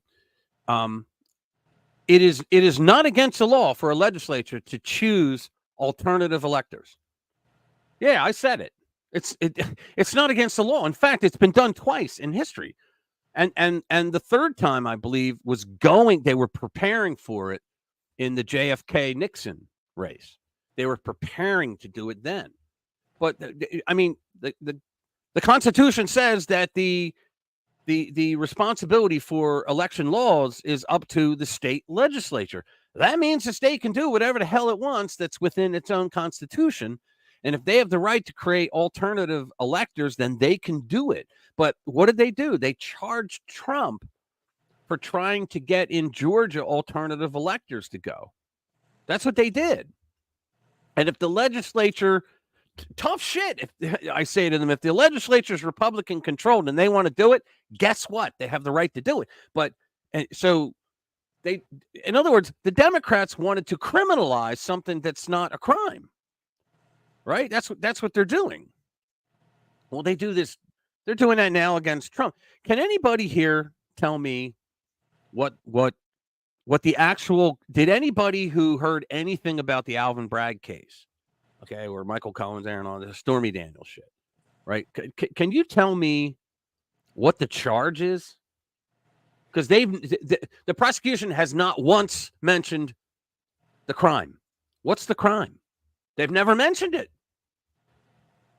well, the problem is they elevated this misdemeanor because the paperwork was altered to, or no, they filed false reports to cover up a crime.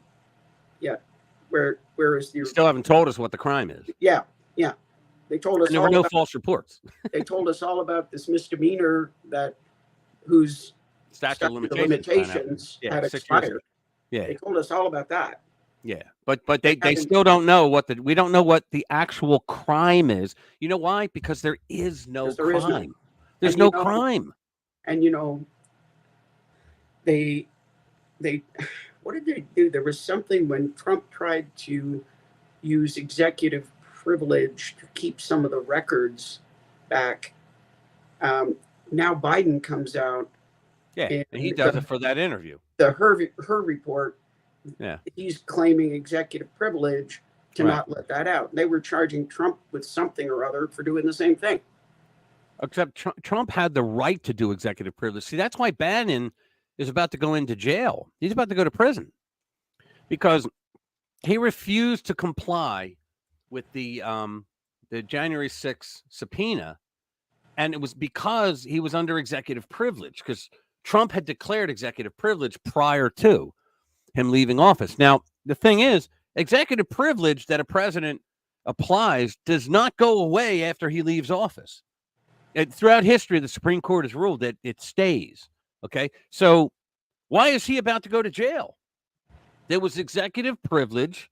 It's because the Democrats have never treated Trump like a legitimate president. They still think, Russia spent $130,000 in ads on Facebook and stole the election for him. That's how moronic they are, but they still believe that shit. And so they want to criminalize everything that conservatives do. But yet they do them themselves. Oh, and don't expect any fallout. Well, like you said, it's okay when they do it. Yeah, it's different. Yeah. That's different. Oh, yeah. Bigot. Yeah, don't even worry about it anymore. They're going to call you racist anyway. Yeah, I know. Well, you know who did that? It was something similar. It was Andrew Breitbart. Walk towards the fire. Don't worry about what they're going to call you. That was his motto. Well, he's got a lot of support on that now because I think even people who weren't this way before are just so tired of it being called various names, and it's like, I don't care anymore. You're going to call me a bigot or a racist or whatever you're going to call me, and I just don't give two flying Fanny Adams. Well, see, that's what Trump did. Do you know what an extinction burst is? An extension what? Extinction burst, it's called. It's a psychological term. Here's what it is. Okay, ready? So you go up to a soda machine and you know that there's a deal here. You put your money in, you get to push a button, you get a soda. You get a reward for following the rules, okay? Right. So what happens when a guy puts his money in, pushes the button, but the soda doesn't come out? Pushes the button again, it didn't work, right? You get mad, you kick the machine. Right, you kick the machine, right? So that's called an extinction burst because you get angry that you had an understanding, quid pro quo, if you will. You had an understanding. You do something and you're supposed to get this response. And you rely on that response. It could be about anything, right? And when that response doesn't come, you feel robbed. So the news media and the Democrats for decades, all they had to do was call a Republican a racist and he would cower on the floor, kiss their feet and beg forgiveness, right? Trump comes along and goes, double barrel, that shit doesn't bother me, because people know the truth and I don't care what you say. And they had a serious extinction burst. Think about it. Remember the girl in the green hat or whatever it was?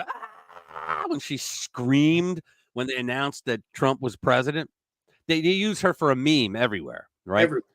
Well, that's because she had an extinction burst. She did all her little things that was supposed to, told all her friends to vote for Hillary and all that. And Trump won. They lost their ever-loving minds.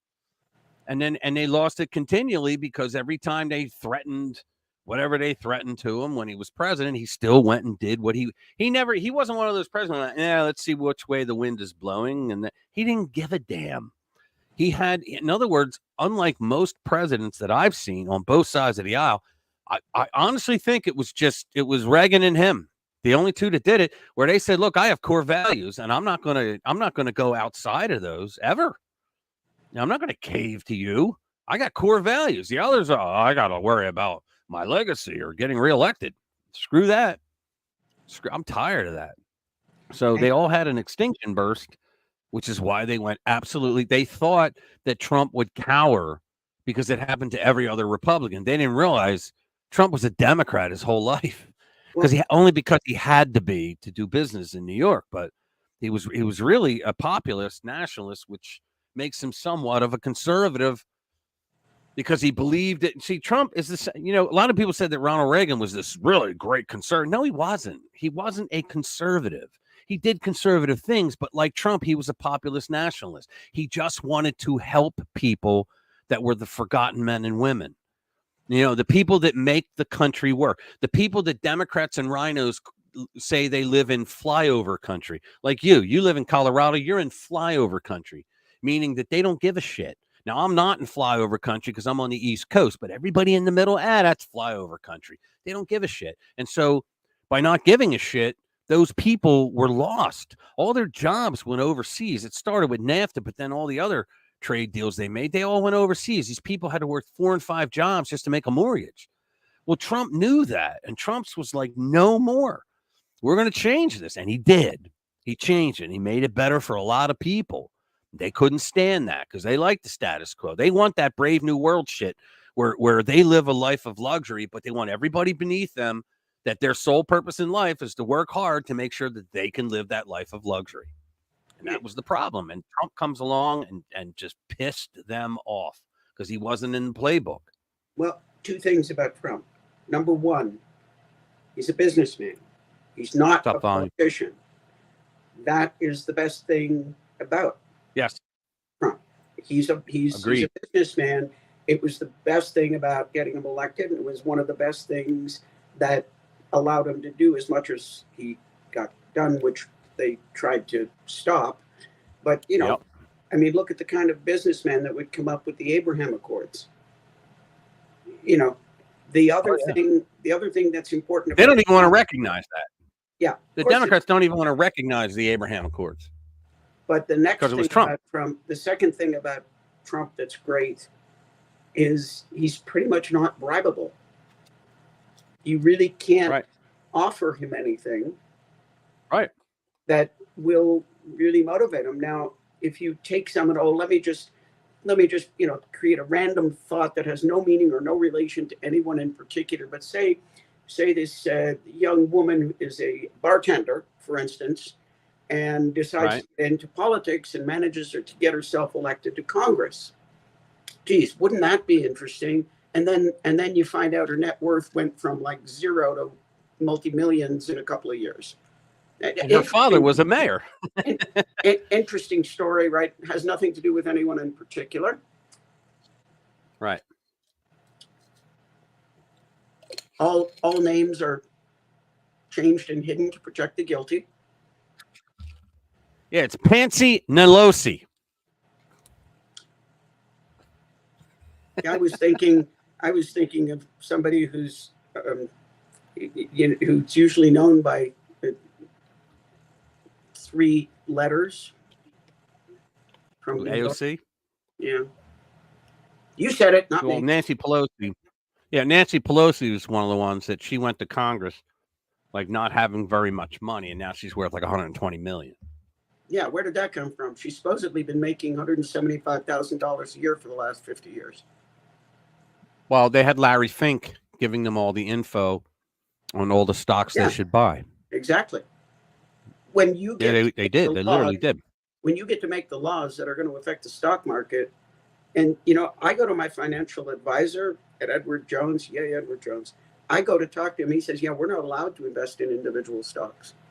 We've got too much knowledge. And yet Congress has the knowledge and they actually make the laws that affect the stocks. No, I was thinking. They created. But AOC, she was a bartender. Did you know AOC was a bartender before she started all this? Yeah. Right. I don't even think she was she might have been a bar back, but who could pour beer. I don't know if she was a mixologist because she's not that bright. Listen, she's very not bright. Yeah. Right. I mean, she literally did interviews when she first got elected and trying to trash Trump, saying that, well, the reason why unemployment is so low is because people have to work 2 and 3 jobs. She said that. And she was an economics major at Boston. She should have asked for a refund because they robbed her of an education. She said a lot of dumb things like that. What she doesn't know, told her stop talking. What she doesn't know about economics would fill great volumes. I know. Yeah, it's unreal. She had no clue. And did you see the cat fight or the near cat fight between her and MTG? No, when did that happen? Oh gosh, when did that happen? I didn't even hear about it. I saw the video. They're in some committee, and all of a sudden, the MTG's talking about something with somebody with long false eyelashes, and the other one's talking about somebody with a bleach. So does this apply to a bleach blonde with blah blah blah? And it went downhill from there. Oh wow! It was. I don't know where the video is. I saw it on another channel, but yeah, and it was literally. Found it. You found it. The guy. I found it. Hang on. The guy who I want to get the shortest one. The guy I want to get the shortest one. The guy I was watching described it. He said, "I've never seen anything like this except on Jerry Springer," and I'm thinking, "Oh yeah, he was right. It was beyond the pale." Well, tell me if this is it. I'm going to put it up. Tell me if this is it. Let's see. In this special nighttime episode, we resume the madcap comedy mystery series called Comer's High Crimes and Misadventures, the hilarious quest to impeach a president who has done nothing wrong. An avowedly low-budget but multi-million-dollar taxpayer-funded production, which most Americans... I hold him almost in such low esteem as I do in Adam Schiff. He's almost as bad as Adam Schiff. Assumed it ended 2 months ago. Who is this, Rich? Oh, no, this one's... But tonight... Oh, here it is. Hold on. You know what we're here for? You know we're here about AG. I don't think you know what you're here for. Can you see this one? I switched it. Talking about, I think your eyelashes are messing up. No, ain't nothing. Hold on. Listen. Order, Mr. Chairman. That's beneath even the order of your committee. Order. I would like to move to take down Ms. Green's words. That is absolutely unacceptable. How dare you attack the physical appearance of another person? Are your feelings hurt? Her words down. Oh, wow. Oh, girl, baby girl. Oh, really? Don't even play, baby girl. I don't think. Girl, baby girl. I want to go I up. second that motion. You agree to strike your words? Yeah. Okay. Ms. Green agrees to strike her words. I believe she Chair needs to recognizes apologize. No. She Perry. needs to apologize. Okay, hold on. Then after Mr. Perry's going to be recognized, then Ms. Green I'm not has 4 minutes and apologizing. 21 Well, seconds. then Okay, you're reserve not the right to striking your object. words. I am Mr. not Perry, apologizing. Now let's go. Come on, guys. Why don't you debate me? Mr. Chairman, the minority. No, Self-evident. You're not. Yeah, you're not. out of order. You don't have enough You're out of order. intelligence. Chair recognizes Mr. Perry. She ain't lying. Move to strike the. I move to strike the lady's words. The lady's words again. This is what Democrats do during these meetings. Oh, they cannot take the There's words. another motion to strike. And the I words think again. MTG is Here's the correct part. fake eyelashes. Ms. Green, do you ask It's unanimous? frustrating. Do you agree to unanimous consent to strike your words? I repeat again for the second time. Yes, I'll strike right. my words, but I'm not apologizing. Without objection. I'm just curious, just to better understand your ruling. If someone on this committee then starts talking about somebody's bleach blonde, bad built butch body, that would not be engaging in personalities, correct? A what now? Chairman, I make a motion to strike those words. I don't think that's a I'm parliament. trying to find clarification on what. Yeah, Chairman, motion to another strike those troublemaker, words. this girl. We're not gonna do this. Look, This you one. guys, earlier, literally just. You just voted to do Y'all did it it. first, so you don't want to talk about it. Voted to do it. Order. I'm trying to get clarification. Look at, calm down. Calm No, down. no, because this I is would what like to y'all get do. through proceedings. So I'm trying to get Miss clarification. Crockett, you're not recognized. Miss Crockett. I can't hear you with your yelling. You don't want calm me to down. Be, no, Can you please calm don't down? tell me to calm down. Calm down. Because y'all talk calm noise, down. and then You're out of control. Because if I Look, come, Chairman, if I can come we and send her talk outside to shit take a about break her, for 5 y'all minutes? gonna Oh, she's cursing now. Oh, that was worth it. It was supposed. Do you know what we're here for? We're gonna kill that. Yeah, wasn't that worth it? That was worth watching. Yes, it was. Yeah. Those two are going to get into an elevator together one day, and man, Yeah, and somebody's coming out cut. somebody's coming out with scratches. I tell you, Yeah. it's Yeah, none of them respect Comer. Yeah. Well, MTG, she's just extremely frustrated because I heard her on Tucker, and she's extremely frustrated because there's just too much bullshit that goes on. Like she said, we spent 4 hours trying to figure out how we were going to start the meeting.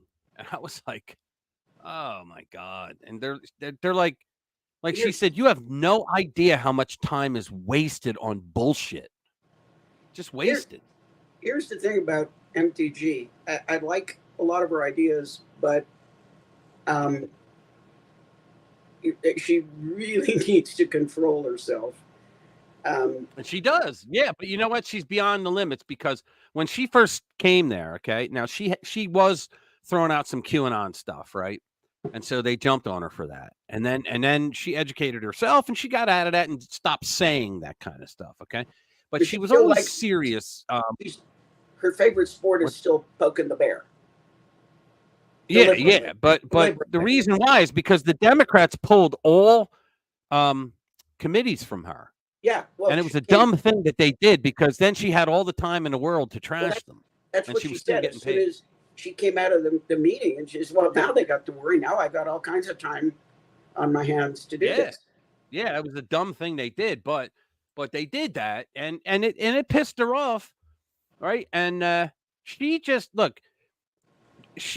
thinks that they should get things done, and if the Republicans are in charge, they should be able to, if they have the votes, they should be able to just get something on the floor, put the vote up, send it to the Senate, let it be on its way, right? But she's upset that because over 25 years, I don't know how many years, over 200 years of bullshit where they write all these different rules that the minority can just hold a vote off for days. And then if it goes beyond the schedule, they have to drop it. They have to table it. And so she's just frustrated as hell with that because that's all they do on the left. And it's like when the Democrats take over the House, it's like, okay, bipartisanship means you have to do whatever we tell you to do.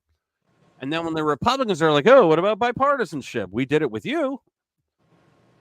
And MTG is just sick of the bullshit. Yeah, it's like, every time they say, not cooperate, but why don't you, well, they want everybody, they make it sound like they want everybody to give in to meet in the middle, except what to them is they've been chomping off rights. Yeah. Keep chomping off, and then they yell at you because you're not letting them chomp enough. And it just keeps going. That's what they want to do. And every now and then one gets taken back. I hear there's a bill introduced that's going to remove the tax portion from the NFA. So they won't be able to charge you tax, which kind of castrate the NFA for machine guns and the like, machine guns and suppressors. It's going to take it's not repealing the NFA, but it's taking the tax away from it on the basis that you can't tax a right. Well, that's probably not a bad step, because if the tax aspect is gone, then why do you need the rest of the law? Yeah, that would that would be good. Yeah, they're going to stop, and then I mean, think about it. and so if they can't tax these class 3 items, then the next thing is, why do we have the NFA at all? And then the next thing, if we don't have the NFA, then we should get rid of the GCA, the Gun Control Act. And then after that, why do we even have an ATF? Yeah, it's funny. Exactly. What's funny is, if you read the Second Amendment, the federal government's not even allowed to have a conversation.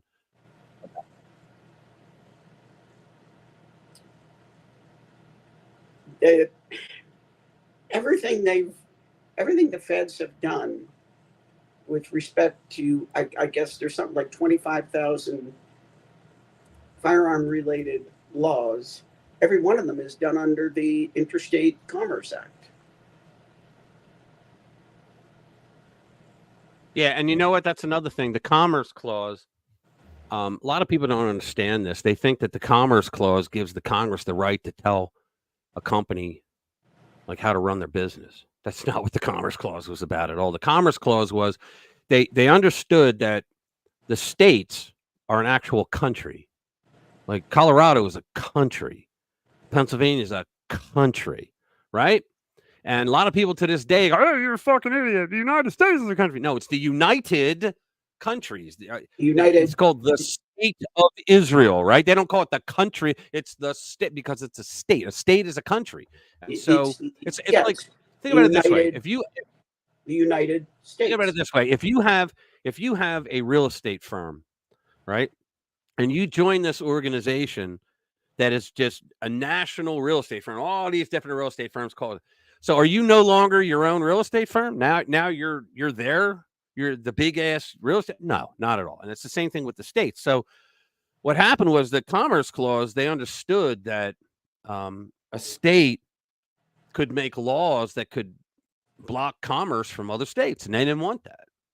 And so they just said, that the federal government has the right to end any laws. Like, for example, New Jersey could have created a law that said that only businesses in New Jersey could get a special tax exemption for something nobody else could, or that only businesses in New Jersey could do business in New Jersey. That would harm Pennsylvania, New York, Connecticut. I mean, all the other, Delaware even, and so that could have led to wars, believe it or not. And could have been, also, it could have. Also, interstate commerce between the states. If Pennsylvania wants to sell something to New York, the feds say, okay, that's a national concern. We want to have something to say about it. Right. Well, no, they really, I think even that went overboard, because if you read, there was a book I had years ago. It went overboard, Rich, but that's how they're doing it. That's how they're handling it.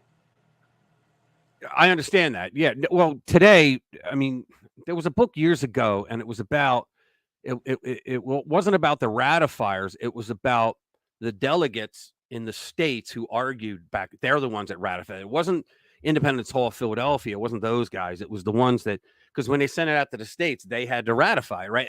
And they took minutes to the meetings. I just went like that, but I wasn't on.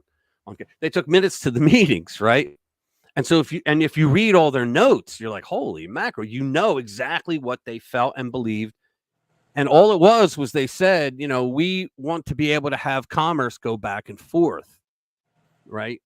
Without any impeding laws within. And the only thing they had to work out after that was taxes, because believe it or not, like in the South is where they grew the cotton, right? They would then ship it up north because that's where the industrialized part was, and that's where they would make clothing, bed sheets, whatever out of cotton, right?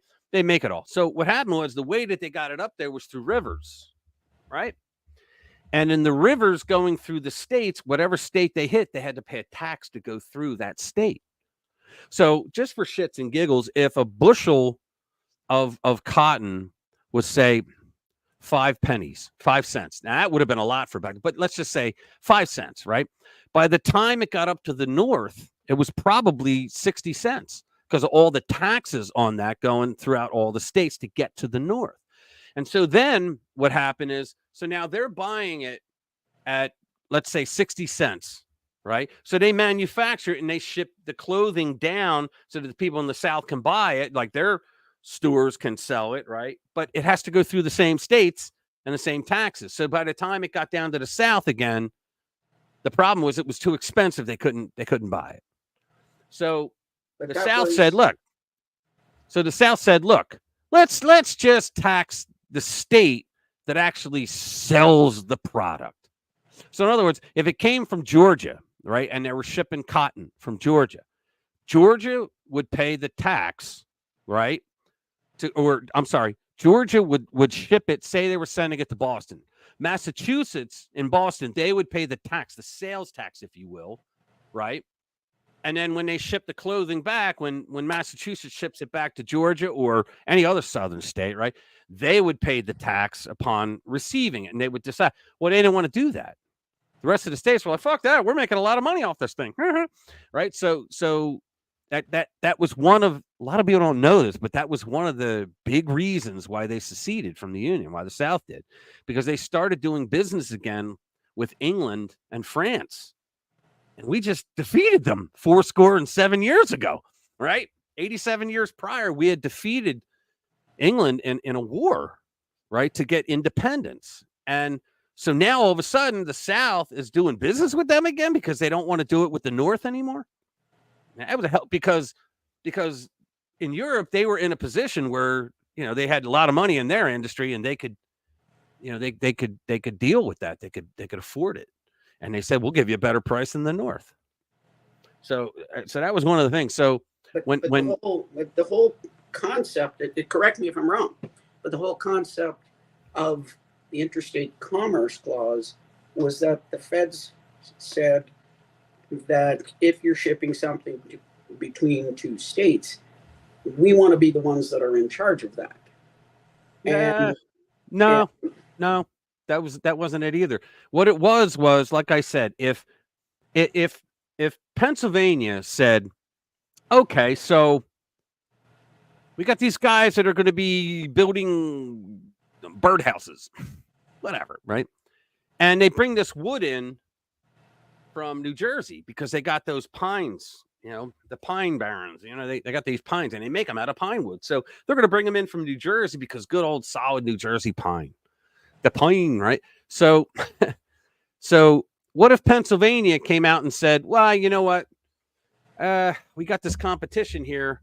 Maryland wants to sell us their pine, but we're going to make a law that we can only buy it from New Jersey because that's what we've been doing. Well, the feds could then come in and go, You're not allowed to do that. You must have it go through. But they don't. But the feds weren't supposed to care about anything other than no blockage of commerce. Had to be open commerce. Right. It was a very brilliant idea. But they've abused it. That's kind of what I'm getting at. The whole point of the interstate commerce was that one state wasn't going to abuse the other, wasn't going to tax the other one. It was free. Right. It had nothing to do with business. It had to do with laws. Right. A free trade thing, basically. Now, the problem is, is when it comes to a lot of things, guns being the best example, all they say is, well, it was made in this state and it was shipped to another state, therefore it falls under interstate commerce, therefore we can control it. And they've been getting away with that. Yeah, but they have no control, years. Though. That's the thing. You're right. That's the thing, but they don't have control. Like they tried to say that the Commerce Clause gave the Congress, when you say federal government, you're talking about the Congress, okay? Yeah. That they gave the Congress the right to make laws that would interfere with that. Isn't that what the Commerce Clause was supposed to avoid? Government interference? Except that for 100 years, that's what they've been doing. Yeah, but you know what I always say? Like I have people that I used to piss people off in law school. I would say, okay, so where did they get the authority to do that? Oh, well, it's been around for 100 years. Okay, but 100 years ago, where did they get the authority to do that? Yeah. Well, the government did. Well, no. Where did the government get the authority to do that? You could say that about almost anything today. Yeah, the You thing think about is, they've just kept doing it. No one's called them on it. Where did, like, for example, where did the government get the authority to create Social Security? That Nowhere. one I don't know. But, Nowhere. But Nowhere. with the Interstate Commerce Act, everybody just kept doing it because everybody said, okay, this is what we're doing. Right. And I say that what we need to do in this country, which will never happen. I'm not, I don't have blinders on, but it'll never happen. But if we get back to the originalism of the Constitution, 99% of our problems would go away. Yes. But the problem is, every time you try to talk about that, you got the assholes on the, oh, she want to have slaves again. And that's when you want to bitch slap them into silence. But you can't do that because they frown. But one thing that I was going to mention is that within this whole thing, and I don't know if you're following this at all, but Sure. Texas has a case now going up to, I think it's on its way to the Supreme Court. Kansas? Texas. Oh, Texas. Okay. And basically, there's a company that wants to make suppressors for sale in Texas, not to be exported from Texas for use in Texas, for sale in Texas, for use in Texas. And the Fed's approach to that is, well, even if you sell it and use it in one state, it affects the next state, because if you're making it there and somebody else wants to sell some here, they can't sell because you flooded the market. They come up with all kinds of stories. But Right. Texas is fighting it now, saying no, and this is kind of the first baby step. They're fighting the tax aspect, because you can't tax a right. And now they're fighting the Interstate Commerce Act aspect, because that's what they've done. All of the federal gun laws are based on the Interstate Commerce Act. So say that again. So in Texas, there's a company that's making silencers or suppressors. I'm sorry, suppressors. So what's the deal? What are they trying to say? They're trying to say what's the problem? They're trying to say that we're manufacturing them in Texas for sale in Texas, for use in Texas by citizens of Texas, and that the federal government has no right to say anything about that, because They don't. Because all of the laws that you're talking about are based on interstate commerce. You have Right. you got no basis to come in within Texas and say that. I agree with that. A lot of us do, and it's being fought, and I believe it's on Well, its way. they will argue now. The minute they sell them to anybody outside of Texas, they would lose that argument. But technically, if they then said, okay, well, we're going to pull our supplying outside of Texas, and we're only going to do it in Texas again. So No, I mean they said we only intend to sell them in Texas. We're not going to sell them outside. right. See, here's the problem that a lot of people have with this is, and I'm not saying you, because I know you get it, but the Commerce Clause is not. If a business says, I only want to sell my shit in my state, there's nothing wrong with that. It doesn't violate the Commerce Clause. None of that. It's if the state of Texas made a law and said you're not allowed to sell these outside of the state, then there's a problem. That would violate the Commerce Clause. It's the government. The Commerce Clause is to block a government from doing something that harms commerce. It's like you could say what is it? But see, Reg, the Second Amendment there's no has basis, the same terminology. Yeah, there's no basis for the founders would have really been in awe. They would have been wondering what the heck is going on by the fact that you had to get a special tax stamp because your barrel was slightly too long or slightly too short, or the suppressor. They don't have. I don't think they have a right to do any of that. Yeah, but the thing The is, Second Amendment. Look, go ahead. they've applied all that. They've applied all that to the states under the the Commerce Clause because they have no right, but that's where it came from. And then it's just grown like a cancer from there. A well-regulated militia being necessary to the security of a free state, the right of the people to keep and bear arms shall not be infringed. It's that last part, shall not be infringed, that they just can't get a grasp on. And they think, these morons on the left think that well-regulated means, well, they're allowed to have regulations. No, it means to be to run well. Well prepared. Yeah, well to trained. run well. And what it really means is the opposite of what they think. It means well-regulated means without government interference. That's what it means. It means well trained. And they don't get that. Ready to go. Well, it's the same thing with commerce. With the commerce, it meant well-regulated commerce. In other words, a government, a country, state, their government cannot stop commerce of their people. And I don't remember what the founders said about other states trying to sell into that state, but I think that was covered as well, because that would cause all of the union states to do better, they believe. But yeah, it's not about the company. The company can do whatever the hell they want because it's private property, right? As long as they're abiding by laws in their state, they could say, I don't want to sell to any. It's like saying, okay, like think about this. That's like saying, okay, so I'm going to open up a diner, and the government comes along and says, yeah, well, you got to sell that food to New Jersey. What? Why the fuck? What are you talking about? How am I going to do that?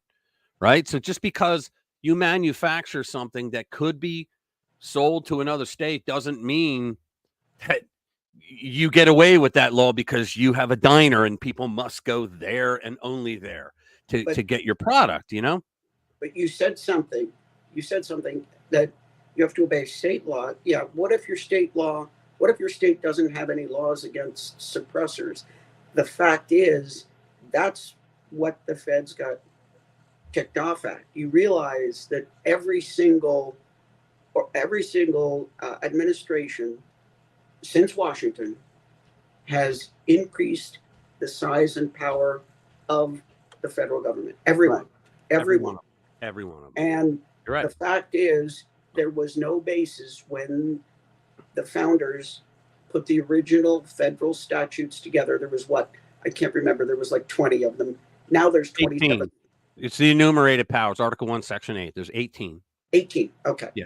Now there's like 27,000 laws, or I don't know. There's books and books. Mike so Lees. The fact is, you have a federal organization come in to a state and bust somebody for doing something that is legal in that state based on a federal law that is based on an act that really shouldn't have been able to generate that law. Right. It's very simple. There's a book out there called 3 Felonies a Day. And the point of the book was that everybody in America commits 3 felonies a day. Well, They just don't know it. There's so many stupid laws. How can There you not go. break them? There's laws that cover each other, that crisscross and, doubling up on each other. And as a matter of fact, that's what Trump did. And they hated him for it, but he got rid of regulations. Remember when he did the tax cuts and then they did the tax reform? The tax reform was he sent his people out and said, look, I want you to find laws that there's another law that already covers it, and we're going to get rid of one of them. Right? Because why should this system be so messed up that in order to figure out if you're violating the law, you got to hire an attorney to read the law in your state? And why should you have to do that? Why should every business have to keep lawyers on retainer? No offense to the lawyers watching, but why? Seriously, why? You shouldn't have to. And that's what he did. He got rid of extra law, extra regulation. Senator Mike Lee in his office, he has 2 stacks of paper, and one is like maybe 2 feet high. The other one goes up to the ceiling. And people walk in and go, "What's that?" And he goes, "Oh, the smaller stack." He goes, "Those are the pages of the bills that have been passed by Congress." He goes, "What's that other one?" He goes, "Those are the rules and regulations that the executive branch have created this year." And they go, "What's the difference?" He goes, "Absolutely nothing, because these pages here," he goes, "they come with fines and penalties and prison time, which they shouldn't. A bureaucrat should not be able to create a law that they call a rule. Well, it's a regulation. Oh, really? And you're going to charge me a fine if I violate that? Yes. Well, where did you get the authority of that? It's in my job. It's like these morons, and that's what I'm. So you're not making law, but last week I could do this. This week I go to jail for it. Exactly. And they have you didn't make a law. You didn't make a law. And they have penalties for that shit, and they have no right. See, that's the reason why Nixon actually had to go. The Watergate thing was bullshit. Okay, it was. He had a conversation with the CIA chief inside the Oval Office, and he talked about. He didn't use the words, but he talked about this growing deep state. He basically said, the bureaucrats are getting so powerful. Now, I'll tell you this much. All right, the Congress were a bunch of lazy a-holes. They didn't want to. There's certain powers they gave up. For example, I remember, what was her name? I knew her too. The girl, I forget her name. She was the girl that was down in Florida, used to live in Pennsylvania. My ex-wife was friends with her, and they said she was in a persistent vegetative state. Oh, and Terry Schiavo. Thank you, Terry Schiavo. Thank you. Yes. Well, her husband killed her, but I remember when Christ, I'm terrible with names anymore. Republican congressman. He was the majority whip at the time, and he went and created a law because the federal government, the federal judge said, I don't have the authority to take this case, so I'm going to throw it out. And so he went back into the House and said, okay, let's vote on this to give judges the federal authority on people in this condition that they can make this decision and hear the case. And so they did that. Then they sent it over to the Senate. The Senate got it, and then they gave it to Bush, and he signed it, right? So it goes back. The ink's still wet, right? He goes back because they did it with a quickness because of the case, right? So he goes back and he goes to the judge and says, now you have the authority. And the judge takes a look at it and he goes, you don't have the authority to do this. It's in the Constitution. Did you know that in the Constitution, in Article 3, actually, which is the judiciary, right? Did you know that in there it says that the Congress, Article 1, the Congress has the power to tell the judges what types of cases they may and may not hear? It's in there. Look it up. It's in there. Yeah. And so if they wanted to say, we don't want, like if Congress passed it and a president signed it and it says, we don't want you taking cases on abortion. We don't want you taking cases on guns. We don't want you, any one of those, they're not allowed to take the cases. But the judges today would go, screw you. We haven't done that in 100 years. It's still the Constitution, isn't it? Everybody is trying to take a bigger bite. I mean, that whole thing in New York where that judge says the Second Amendment doesn't have any place in my courtroom. Oh, yeah. And he's so wrong. Yes, it does. It's a she. It's whatever. I heard. I didn't know it was a man or a woman, but yes. Yeah. I heard that case. Second Amendment doesn't. Bet you can imagine what her political proclivities are. Yeah. But this is they just sentenced this poor guy for putting together some from bits and pieces, doing things that people in this country have been allowed to do since time immemorial, putting together some kits and making some firearms. And he was a stand-up guy, and they're making an example. They just put him away for 10 years, except that this may backfire on them because this is going to go up on appeal. And I think they're going to lose big, especially when they get the transcript of this judge saying that the Second Amendment doesn't have any place in her. This is New York. The Second Amendment doesn't have any place in here. Well, she probably said that, Jade, because you know what happened recently with the Supreme Court with New York. They had a gun ban law. Oh yeah, it was a gun control law for 120 years or something, and they said, you know what, it's about time we told you you're not allowed to do that, and they lost their shit. You're talking about NYSERPA versus Bruin. Yes, they lost their shit. Hey, look at you. You remembered. But I did a story on it, and they lost their shit over that. And that's when this is what Democrats do. They then double down. And you remember Hochul, he got the legislature to pass things through that created these zones. Yeah, like throughout Times Square and all. Made it worse than before the Bruin. Yeah, you're not allowed to carry a gun in these 3 cement blocks, but over here you can if there's a police officer within walking distance. I mean, it was the dumbest rules, but they did that because that's what they do. It's like when the Dobbs decision came down and they shut down, finally they shut down Roe. And you know what? I'm going to say this as a conservative. I'm pro-life, right? But I am absolutely pro-life, but I never looked at the Roe case that way. I looked at it that those justices had absolutely no authority to do that. What they did, they had no authority. Have you read the decision? Yeah. And they somehow, and the way they described they magically did it. Yeah. Well, no, the exact words. You talking Roe or Dobbs? No, Roe. Oh, yeah. Have you read that one? Yeah, They found, and I quote, in the emanations and penumbras of the Constitution, they found that right, and they linked it to a woman's right to privacy, which we all know privacy, that's fine. But yeah. That and they was, said between her and her doctor, and I'm like, wait a minute, the doctor she met 2 minutes before he put the anesthesia in, that doctor, they want you to think it's a doctor that has raised you from the time you were a baby. You know what I mean? But no, it's this guy that's going to put a roto-rooter vacuum in you that you just met 2 minutes prior. But the thing is, again, whether I think personally it shouldn't matter, and it does, but it shouldn't matter which side of the argument that you're on. The fact I is, agree. It is not a constitutional question. That's what I said, because And I have a question for you. What does the Supreme Court decide? It's a trick question because the answer is right in front of you. Constitutional issues. Well, here's the answer to all of it. This is the answer to every problem. Pay attention, guys. This is the answer to every problem with laws. Okay.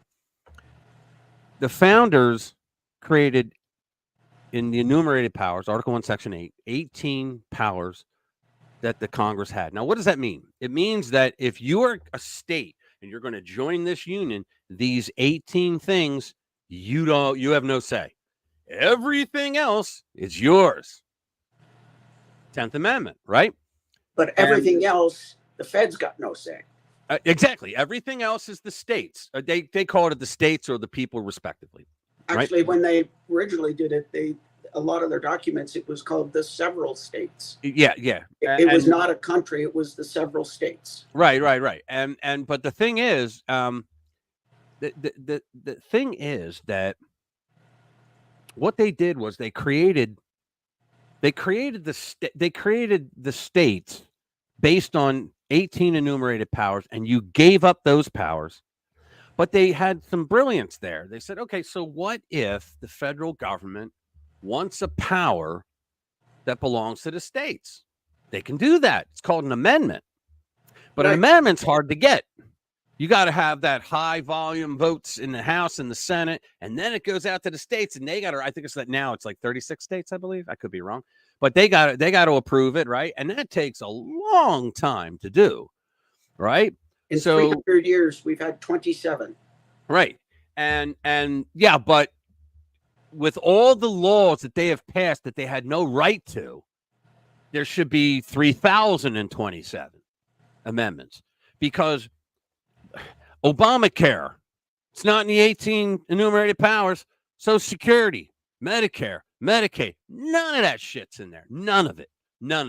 They could have gone for an amendment, but they didn't want to because they were lazy and they were anxious. They couldn't wait. They were juvenile. They were children in the brain. They just wanted it, and they wanted it now because it was all politics. And so the further we get away from the constitutional path, the worse the country gets. And these morons on the left, including rhinos, they just don't understand that. They don't get it because they think, okay, we're going to pass this law because I want this. Yay, we got it. All right, let's go. Move on to the next thing that I want. Never wondering about the consequences of damaging the constitutionality. Right? Constitution, schmonstitution. Now we just have USC code, the United States code. That's all we have now, which could be changed at a whim. There's no more standards. And that's what they want. The Democrats are absolutely post-constitutional, except when they want to argue against a Republican using the constitutional principles. But they do not believe in due process. They do not believe in constitutional principles anymore. Well, no, they believe in due process if it's for them. Yes, no, that's what I said. Yeah. The only time they'll even mention the Constitution is when they want to trash a Republican. Seriously, and you want to know something? I think probably I'm going to say it, 95% of the people elected in Congress never read the Constitution. Not once, all the way through. You can do it very easily. It's not that long. It's not that complicated. But the problem is that you like Mike Lee wrote another book. Can't remember the name, but he explains like the Constitution. He puts it in really good form. He explains what everything meant. And it's pretty good because there's a lot of things in there that they answer everything. You know, it's the I Ching of life, but they answer everything. And the politicians today have no love for it because, like Barack Obama said that. He said that he believed that the Constitution was flawed because it didn't allow government to do enough to help people.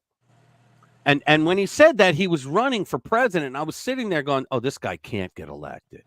Because what he did is he admitted that he was so ignorant of what our constitutional system was all about that he didn't realize it's not the government's job to help people.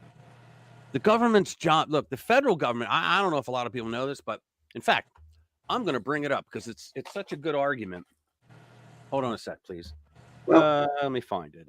The whole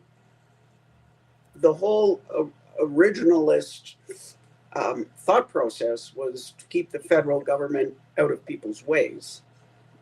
Yes, but there was something else that I want to show you. It's Federalist 45 that I want to read. Okay, and it was written by Madison. All right. Let me see. Federalist Papers 45. Where is it? Here we go. Nope, that's not it. Yeah, there's so many copies of it, and some of them are written bad, and some of them. Serves as a Nah, I want to bring up the real good one. That's an ebook. Oh, let's see. Federalist 45. In Federalist 45, Madison gave the powers. Like, you got to remember, the Federalist Papers were written to try to convince New York to join. Okay, because that's what they needed. They needed one more, and they needed New York, and he wanted them to join. And so they wrote, the Federalist Papers in order to convince them that this is what will happen when you sign up. Let me see. I may have it here. Yay. Okay. So I'm going to share this right now. And this will freak a lot of people out. Okay, because a lot of people don't know this shit. So he wrote this, having shown that no one of the powers transferred to the federal government, I'm not going to read the whole thing, is unnecessary or improper. The next question to be considered is whether the whole mass of okay, so let's get down to feudal system. Where does he get it? State governments may be regarded. Here we go. The number of individuals. No, that's not it. Here we go. This is it right here. It starts right here. You ready? This is fascinating because he gives it right here. And he's right. This is exactly how it was ratified in the end. Okay. Listen to this, guys. The powers delegated by the proposed constitution to the federal government are few and defined. 18. Those which are to remain in the state governments are numerous and indefinite. 10th Amendment, right there. The former, meaning the federal, will be exercised principally on external objects as war, peace, negotiation, and foreign commerce, with which last the power of taxation will, for the most part, be connected. What did he just say? Madison just said that under the Articles of Confederation, everybody laughed at them. States wouldn't send money to help them do things. It was pretty much, a guidance pamphlet. That's what they were. So what they wanted was a central federal government that would have some teeth. But the way that they did it was freaking brilliant. They wanted the federal government to handle issues of nationhood to be an agent to the states. That's it. So in other words, you don't want to have, the states don't want to have to worry about immigration. The states don't want to have to worry about coining money, right? Let it be one. Let them worry about it. The states don't want to have to worry about war. Let the federal government do that. It was just that. So external objects, right? War, peace, negotiation, foreign commerce, right? But then it says the powers reserved by the several states will extend to all the objects which in the ordinary course of affairs concern the lives, liberties, and properties of the people and the internal order, improvement, and prosperity of the state. Holy sheep shit. So what he's saying is that the states get all the other powers that aren't even mentioned yet, right? And the federal government gets those 18 that they put in Article 1, Section 8, right? The enumerated powers. But he mentions it right there. He's basically saying that it's all things that are for nationhood, right? The postal system, nationhood, right? So then he goes, get this, the operations of the federal government will be most extensive and important in times of war and danger. Yes, it could protect the whole union. Those are the state governments in times of peace and security, as the former periods will probably bear a small proportion to the latter. The state governments will here enjoy another advantage over the federal government. The more adequate, indeed, the federal powers may be rendered to the national defense, the less frequent will be those scenes of danger which might favor their ascendancy over the governments of their particular state. So in other words, he's saying that the states will have their own militias, right? But if they're attacked out, they won't fight amongst themselves anymore. But if they're attacked by another nation, then the federal government, which the states will all put the money up for, they will keep a standing army. Now, there's nothing in the Constitution that says you can have a standing army. Did you know that? The Constitution does not give the federal government the right for an army. It only, or an Air Force or Marines. It only gives them the right to a Navy. Okay. As a matter of fact, it does not say that they're allowed to own property either. They were for like, they say, well, if you have a Navy, you got to have buildings, right? Yeah, you can lease them. No, they bought up federal land. They bought land and made it federal. Doesn't say that anywhere.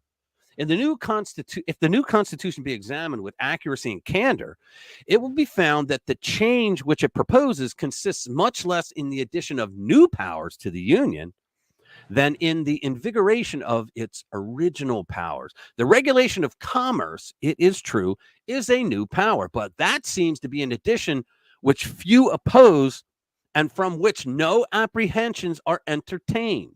The powers relating to war and peace, armies and fleets, treaties and finance, with the other more considerable powers, are all vested in the existing Congress by the Articles of Confederation. So what he's basically saying is, look, we had these Articles of Confederation. They were a total, complete failure, okay, because nobody wanted to participate. The states were warring among, they were fighting amongst them, suing each other, right? And making all kinds of laws against each other. So they said, look, we need a fucking agent to the states. That agent will worry about all that crap. So you're an agent in Hollywood, right? And your client's this I don't know, a rock star, right? He doesn't want to deal with all the bullshit so your agent does it all, right? Same thing here. And they were basically saying, look, we already have an understanding, all right, of the Congress from the Articles of Confederation. So we're going to take some of those things, but we're gonna spike the punch. In other words, we're going to make it so that the federal government has these 18 enumerated powers that are going to take care of all the stuff that y'all in the states don't want to have to deal with. And if we went back to that, Publius, right? If we went back to that, I think the majority of the country's problems would go away practically overnight. What's up, Special K? I didn't even know you're here, brother. I'm sorry. I was on another page. Reed, how you doing? There's one thing about that and I basically agree with you, but one of the things that the federal government should be doing that they don't seem to be doing is the full faith and credit clause. Right. And the chief amongst them would be carry permits. I mean, we shouldn't need carry permits anyway. You shouldn't have them. Right, you shouldn't need them. We have the Second Amendment. However, if you get past that, okay, we've already been infringed, but we have carry permits. Right. Why are those permits not as valid as a driver's license across the country? Well, because it became political. That's Yeah, why. because It became- because they pick and choose what they want to enforce. Here's why I am against that. Against carry permits and stuff like that. Because the Second Amendment doesn't say that the government has any right. It says Right. shall not be infringed. There's No, 4 words there that say government, you can't even have a conversation. Now they say, well, the states are allowed to do it. Well, actually, they were in the beginning because the Bill of Rights, believe it or not, only pertained to the federal government. It wasn't until the 14th Amendment, that magical left-wing amendment that gives you everything you want. It wasn't until that came along that they finally said, well, the Bill of Rights now applies to the states, right? So when they did that, the states started saying, okay, well, then I guess if the Second Amendment applies to the states, then we're going to make our own laws against it. Technically, maybe that wasn't the best example, but no, you it know, was a perfect example. well, I mean, if you've had to swallow the pill that we need a permit, then that permit should be equally valid across all the states. Well, that's a big if, because we shouldn't have to even worry about that. Well, I don't like the fact that some states say that you can't carry a gun.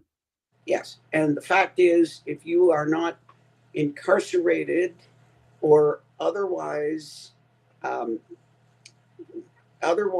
inhibited from your freedom, then you should not have any. You should not be infringed. Here you go. There's a place called Texarkana, right? In Texas and Arkansas, and it's a town, and it was the murder capital of the world. It was that Southern violence syndrome, right? They didn't like to call the police to handle things that their shotgun could, right? So there was a lot of gun violence there. And the sheriff one day said, you know what? I'm just going to make this decree. I don't care if it's legal or not. Every adult without a felony conviction, you must own a gun. And we are going to subsidize bullets and training classes, and you must own a gun. You must carry it. You must, or get the hell out. And they enforced that. And crime went down 80% practically overnight after they began implementing it. So I don't want to hear from these, oh, you have a gun. My God, you're going to get shot. No. Oh, more recently, when Ohio put in the Second Amendment, basically constitutional carry, I understand that the homicide rate went down 20%. Yeah, it always does. It was John Lott, who the left loves to pick on. Love that man. Oh, I know. And you know what his thing is? It's not guns. Do you know what his thing is? He's a numbers guy. Yes. He's a numbers guy. And so when he did... He's a researcher. Yeah. It was More Guns, Less Crime. That was his book, right? Well, he and another professor, okay, they did the study. And the study, he was a liberal before this. And he was honest. He said, well, when we did the study, we wanted to prove that more guns equaled more crime. And he goes, and it was like, it was supposed to be a 10-year study. He goes, but we found out very quickly that the opposite was true. And in the end, when they wrote the document, the paper, the white paper, they said that no matter where you are living in America, whether you're in a big city, a suburb, a rural area, that the places with the least amount of gun control laws had the least amount of crime, and the places with the most gun control laws had the most crime. And that's a fact. And it's counterintuitive, but it is true, because the liberals don't seem to understand that if you're walking down the street and you're thinking of robbing somebody, but you don't know that little old lady may be packing a 22 or a 32 or a 40, a 9, you don't know what the hell she could be carrying. I'm going to think twice before I do that, right? And that applies everywhere right? So if you have people that well, it's like this gun-free school zone bullshit. You know, I did a story on a couple weeks ago where they have a school that said, you know what, we're going to allow the adults to actually carry inside the school. Oh, they lost their ever-loving minds, the left. I'll guarantee you they will not have any mass shootings. I'll guarantee, especially if they put the sign outside. I think I showed in my video a bunch of signs that schools really had up saying, you know, attention, the faculty and staff of this school may be armed and they will do everything and anything to protect the children. A guy's going to go up and see that sign. I think I'll pick another school. And he's going to go to a school where it says gun-free school zone. He's going to shoot up the school. That's what's going to happen. We call those disarmed victim zones. Those that's akin to putting a sign outside your house saying, okay, front door is unlocked. Our 16-year-old daughter's upstairs on the right. You saw that? And if that's not your thing, our 12-year-old son is on the right. Yeah. And yeah, if you're into something different or something. I stole that from The Blaze. Yeah. I even say that in the video. I stole that from Stu on The Blaze. Yeah. I thought it was the funniest damn thing at the time. Yeah. I made my own signs, but still. Yeah, I think that was pretty funny. Yeah, I might have first heard it from you. I don't know. Yeah, well, Stu did it years ago when the whole gun-free school zone thing came up. But the way he did it was hilarious. Stu's a very funny guy on The Blaze. And it was just hilarious the way he had a lot more than just that. But I just thought it was funny because no one back then would say, and if that's not your thing, our 12-year-old son is first door on the right. Yeah. Yeah, I thought that was pretty good. Yeah, it was. But I didn't make it up. Yeah. Yeah. Yeah, I don't like taking credit for what somebody else did. Yeah, if I steal your meme, I will like on Facebook and I post it on mine, I'll give a hat tip to your ID. Excellent. Because I don't like stealing anything. Except I'm not on Facebook. I'm not on. Good for you. I'm not on any social media. Never. I have to be to push my videos. Yeah. Otherwise, I don't really use it. Yeah. I really don't. You have to be. I have never been. I've never been on Facebook. Facebook. I post jokes is what I do. Never been on. I've never set up a TikTok, anything. Yeah. I don't even know how to do it. Never I been use Facebook a lot. I wrote a book and it's on Amazon if you want to buy it. And it's on the Facebook post that I made. Okay. Yeah, there's just like a lot. I put a lot in there. But I 2 copies, 2, because I never pushed it. I just wanted to see what it would look like on Amazon, but it's a good book. What was I going to say? Yeah, never ever been on any anti-social media. I don't hang out there. Just not my thing. Not interested. Yeah. That's why if I get these threatening letters that they've got some, awful photos of me that they're going to share with all my Facebook friends. I laugh on so many levels. There you go. Hang on, let me share this. There's my book. That's it. Facebook. And yes, I bought it myself, but I'm not the one of the 2.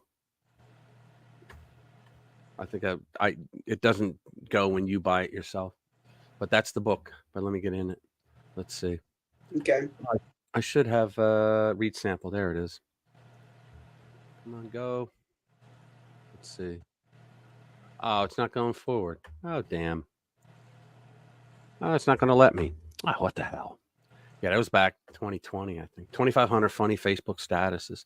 It's actually pretty good. Sometimes I go back and read them. I go, you know what? I was a lunatic back then. Okay, what time is it? My goodness, it's getting late. I think I'm going to have to move on. Okay. Got to get something to eat. See what's I'm going to do like another half hour. I'm going to try to get my brother on because he always is interesting to talk to. Yeah, Jimmy, if you're there, come in. So what are you taking off now? I'm gonna go. I need to get something to eat. I need to see what my family's up to and those kind of things. And then I actually should practice and that kind of stuff. So Yeah, someday you're going to perform for us, aren't you? like I told you one couple of months ago, yeah, when I get my sound guy in to do my multiple cameras and All right, cool. you know, when we get all that, I'll tell you even better. Once I get that done, 'cause I've seen people try and do this just offhand with an iPhone, and they end up sounding like really, really awful. Okay. So I'm not going to do that. But thank you, Uncle Bobby. I'm not going to do that. But if and when I get this studio set, get my cameras going, I'll let you know where the videos are. Awesome. I get, a couple of guys that I could do something with drumless tracks, and get a couple of guys that come around once a week so far that we make a lot of noise. Special K on Acid, he's a drummer. He's pretty good too. I think you were here. I think I was here when he said something about that. Yeah. Oh, let me say this. Last week I played a couple videos, right? And YouTube actually blocked the video. It blocked the live stream. I'm like, what the hell? And they're like, there was copyrighted material in there. You mean as you were? No, afterwards. It was the next morning. I see it's blocked. I'm like, what the hell is copyright violation? I'm like, uh-oh. But at least I didn't get a strike for it. But you can go if that happens, you can actually go in and edit it inside YouTube Studio. So I had to go in there and go, son of a bitch, and I had to find like beginning and end of all the videos that I did play. Because I thought, okay, if you only play it for like 15, 30 seconds, whatever, and then you stop and you wait, and then they nailed me. No, so I had to go back in, I had to edit it, and then they put it back up. Yeah, I think you're allowed like a cumulative 15 seconds, something like that.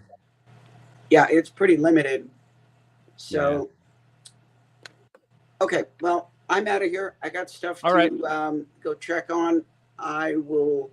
Thanks for coming. Appreciate it. I'll be around next week so we can just shoot the breeze. And you guys have a good time. Don't stay up too late, children. All right, Dr. Jade. All right, let's see. What am I gonna do? Game developer Activision Blizzard accused of hosting struggle sessions for white developers to discuss their privilege. Holy crap. Are you kidding me? This race crap. Jimmy, if you're there, come in.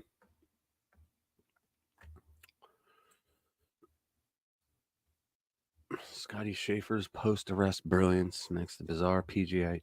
I really don't care at this point. Let me see. I'm trying to find something funny to read. Nah, I already did that one. Let's see. What do we got? Let me go back down.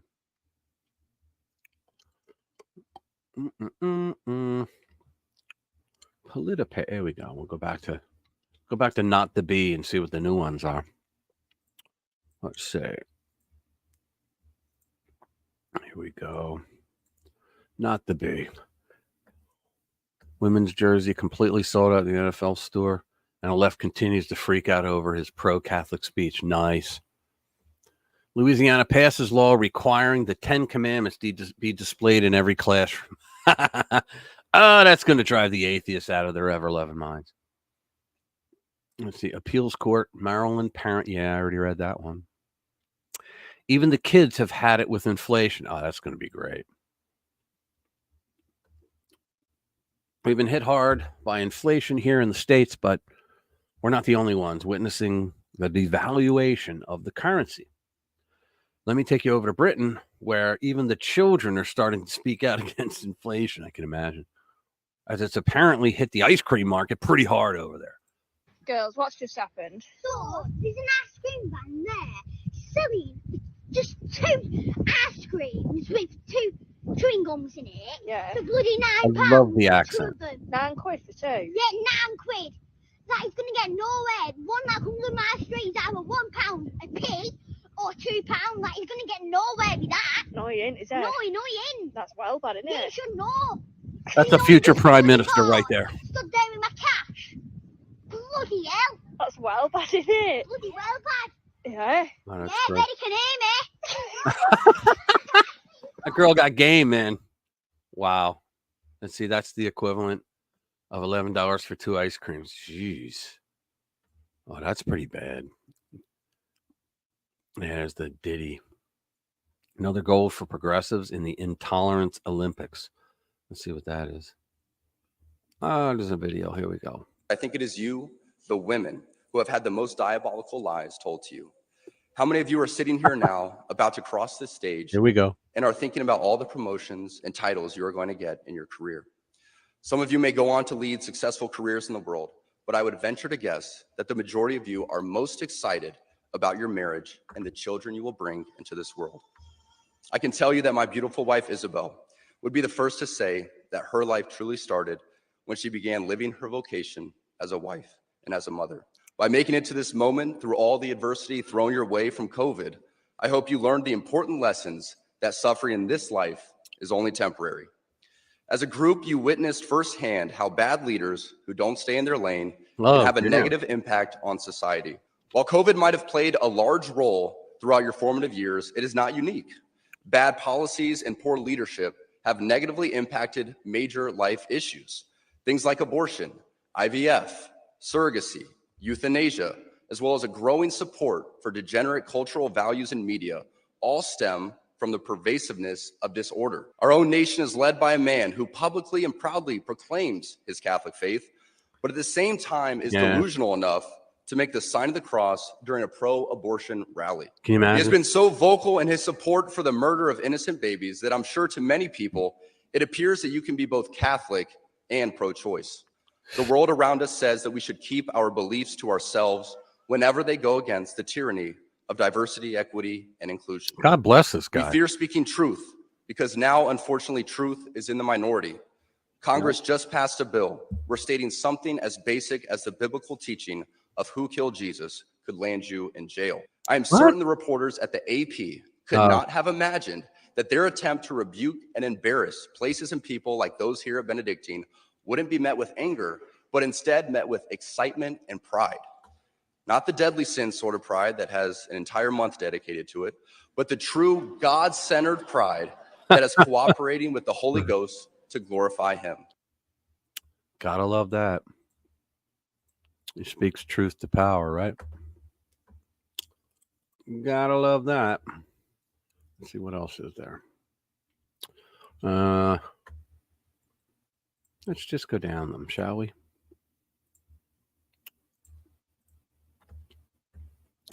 Jennifer Lawrence, 2016, called, and he wants the gay jokes back. Yeah, that's funny.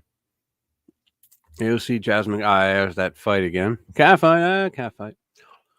Scotty Scheffler was just led away in handcuffs. Oh, wow. Clowning the cops, arrested. Teacher went viral after calmly and brilliantly questioning a student called J.K. Rowling. Now he's been fired. Yeah, it figures. Just dropped the video in anticipation of the debate. Oh, we got to watch this. Is that it?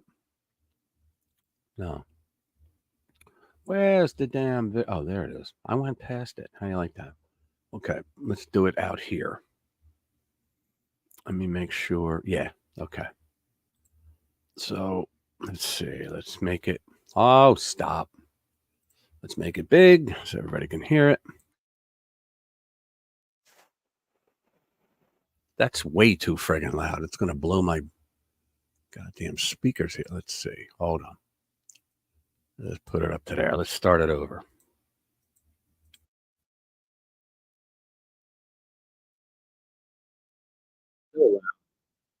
As Wildwood. Sea of Humanity.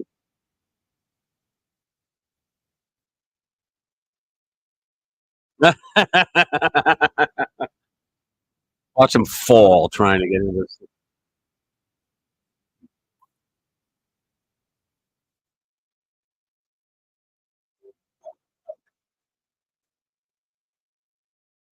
Guys, there were a lot of people of color there yelling, "We love Trump."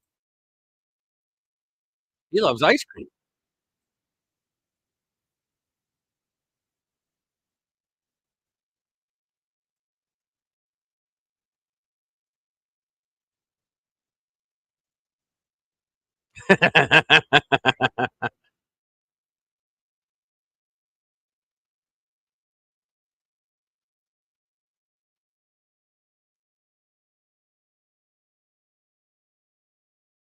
That's what it was like at the rally I went to recently. It was just a sea of humanity throughout there. There's like 40,000, 42,000, something like that. It was only supposed to be 10,000 there. Wow, man. That's what happens. You got Biden. He's lucky if he's got 100 people to show the hell up. Ah, it's great. That's awesome. Let's see what else is there. Mm-hmm. Oh, this is going to kill you. Let's go. All right. Secretary of State Antony Blinken says promoting the dignity of LGBTQ plus. Well, I forgot the I. Oh my God, I forgot the I. Persons is a key component of advancing our national interests. No, it isn't. It's neither way. It has nothing to. I mean, you could say it, you can do it, but it has nothing to do with advancing our national interests. Stop lying. We already read that one. The View host calls traditional Latin Mass extremist because she's a bonehead. Yeah, you ever notice that they're picking on the Catholics now, saying that, like, if you're in one like the traditional Latin Mass, they say, "Oh, you're an extremist, you're a cultist," or if you're in the born again Christian section, I forget what they call it. I forget what they call it. I had a girlfriend that was in that once. And they call you, you're in a cult, you're an extreme. Bullshit. They've always done that to Catholics, but because the Catholics are Christians, but they're not like Protestant Christians, so they always did that. But that's what they're doing now because their method is very slick. They say that they're going against just the Catholics, right? But then they remind you, well, the other Christians, they believe a lot of the same things that the Catholics do, right? And then eventually by election day, all Catholics are scum. They're all all Christians are scum. They're all extremists. Let's say Chicago DA. Yeah, I want to arrest perps caught with illegal guns or drugs during traffic stops because it impacts too many black people. Yeah. Oh God. Kim Fox and Kimberly Gardner. They were the two idiots that caught a lot of attention. They were Soros prosecutors that didn't want to prosecute. That's funny. Let's see this one. It says, she did it. She found a way to be peak racist and peak stupid at the same time. Let's hear this. Is not having an impact on public safety. State's Attorney Kim Fox tonight tells the I-Team that before she leaves office early next year, she wants traffic stop-based searches by police to be prohibited unless there is a public safety threat. Doing these searches, again, searches that have a disproportionate impact on Black and brown communities. Why? They say that shit all the time. Why do they have a disproportionate impact on Black and brown? What's the difference? Communities. Why? There's a reason, but don't ever say. That don't net a public safety benefit. We should not do that. So in other words, if you're going to search a car for weapons or drugs or whatever, right? And comedians have done bits on this. Bill Barr did a bit on this where he said that his friends, all his black friends, like they're constantly using lotion. He's like, what the hell are you like? Because you get ashy. And he goes, ashy, what are you talking about? And he's like, I'm white, I don't get ashy. And then the woman came up to him and scratched his arm. She goes, you see that? And he's like, holy shit, I'm ashy, right? So then he goes, well, it's another thing, a lot of my black friends who are rappers, he goes, they just never learned. You don't bring a gun in the car that isn't registered. But I mean, think about it. If black people, they want you to think that you created a law just to target black people, but the law doesn't mention black people. It says if you have guns and illegal guns and illegal drugs in your car, we're going to search you. So the cops search certain cars because they know who these people are, right? They're not doing it to screw the community. They're doing it to help the community.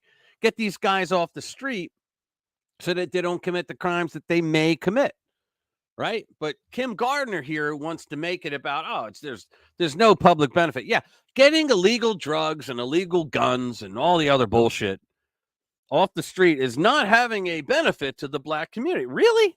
So she wants you to believe that the majority of that it's not just like 1% of people in the black communities are criminals. She wants you to believe they all are because they're all being disproportionately bothered by it. I'm sure a lot of them go, you know what? It's a pain in the ass. I get pulled over all the time. But maybe if the brothers in the neighborhood would stop driving around with fucking illegal stuff in their car, we wouldn't have to put up with this bullshit. But you'll never Under hear this newly drafted state's attorney policy that has been obtained tonight by the I-Team, traffic stops for routine minor infractions would not be allowed.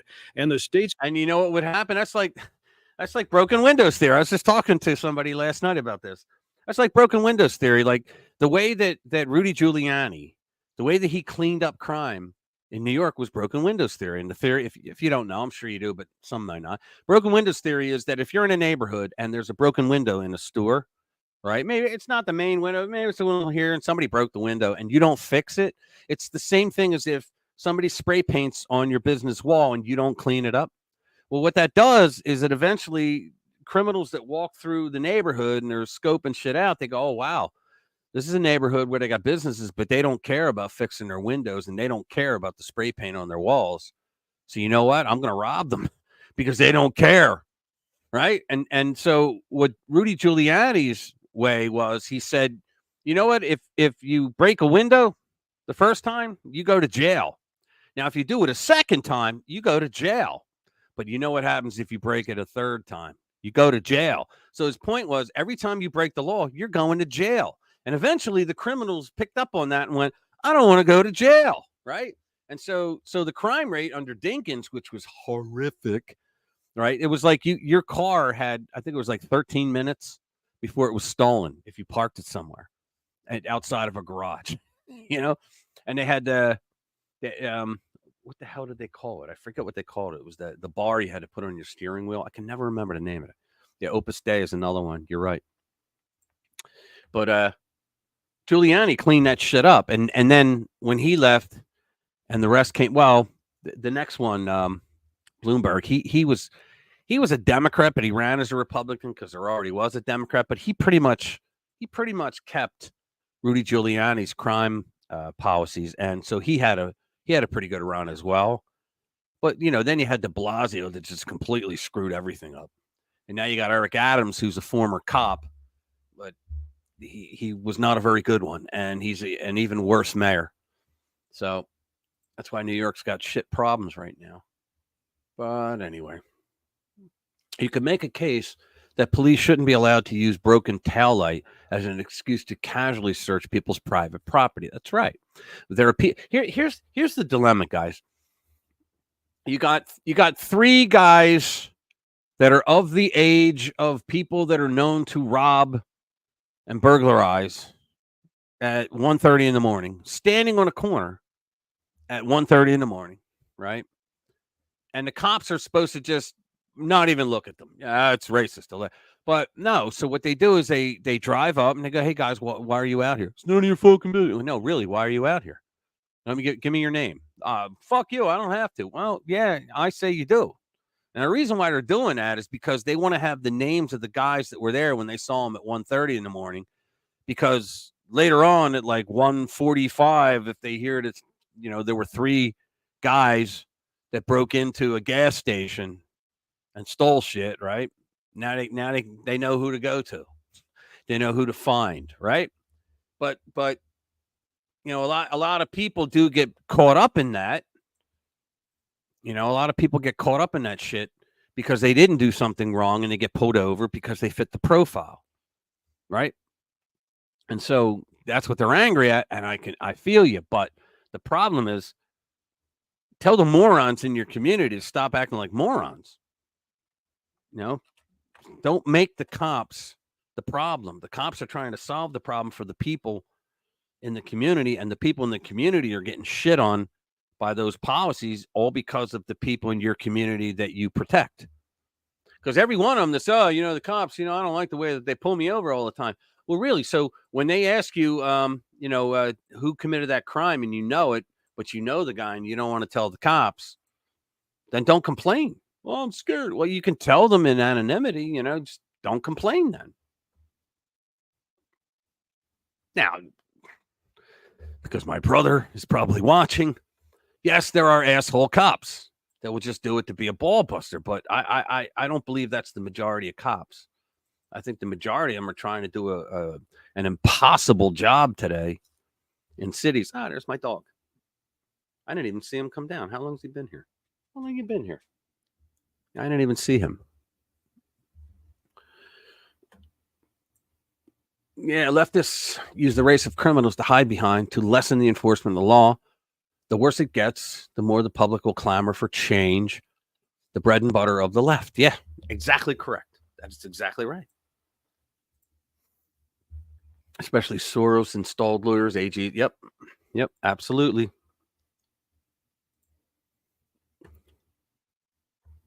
And what did he say?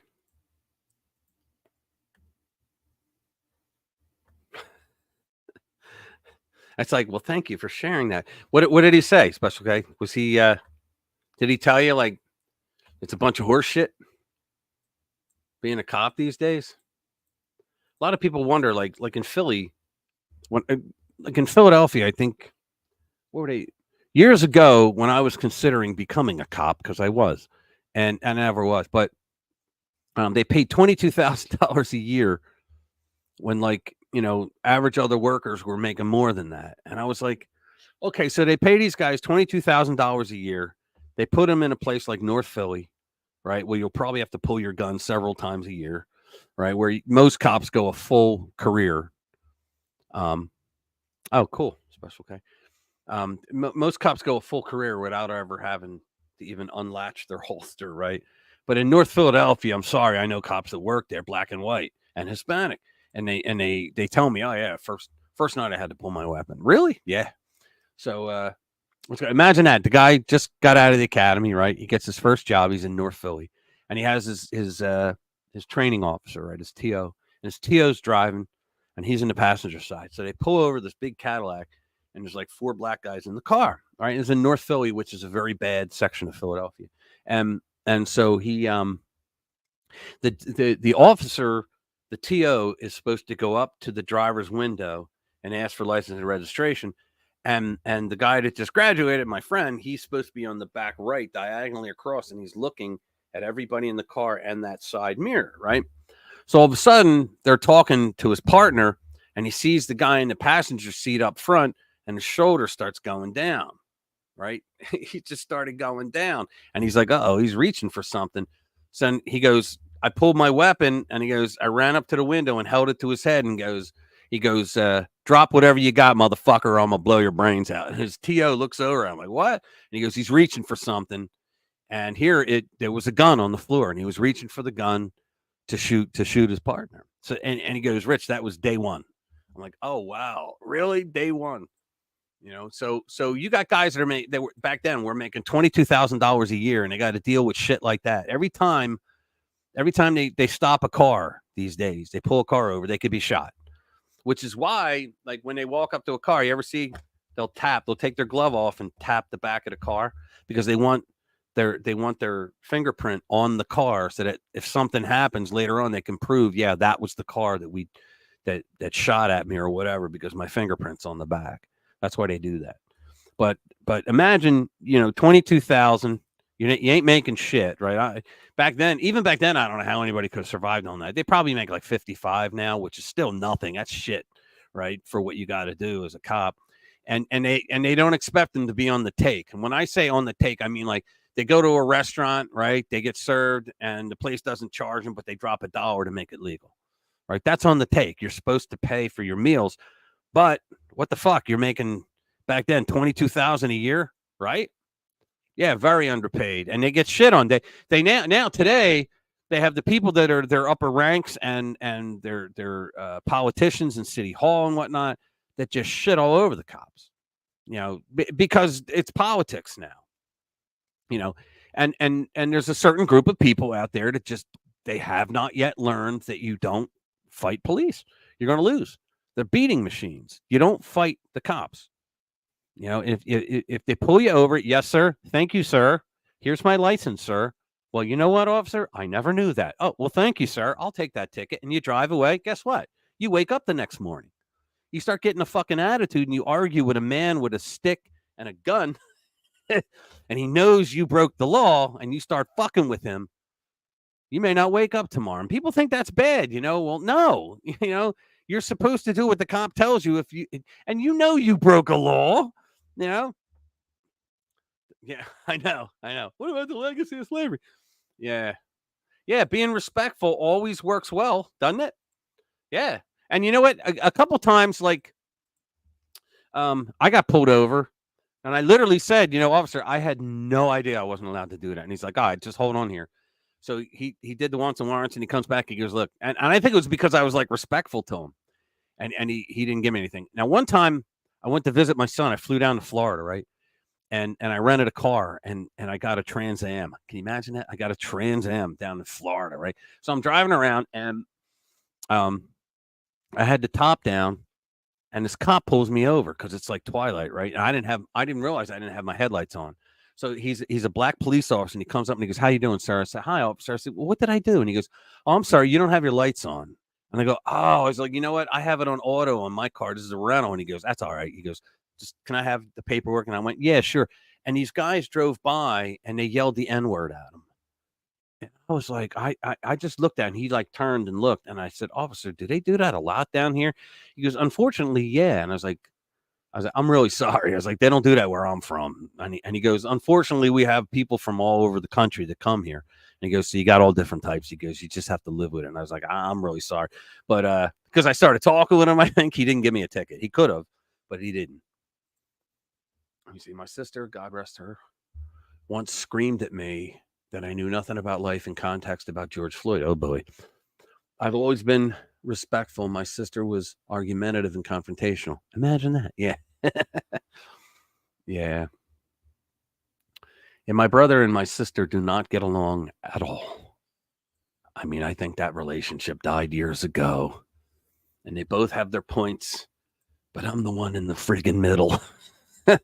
I'm the guy in the middle that has to be the peacekeeper all the time. But my brother, he did something which I thought was totally off the wall. And I was like, that worked.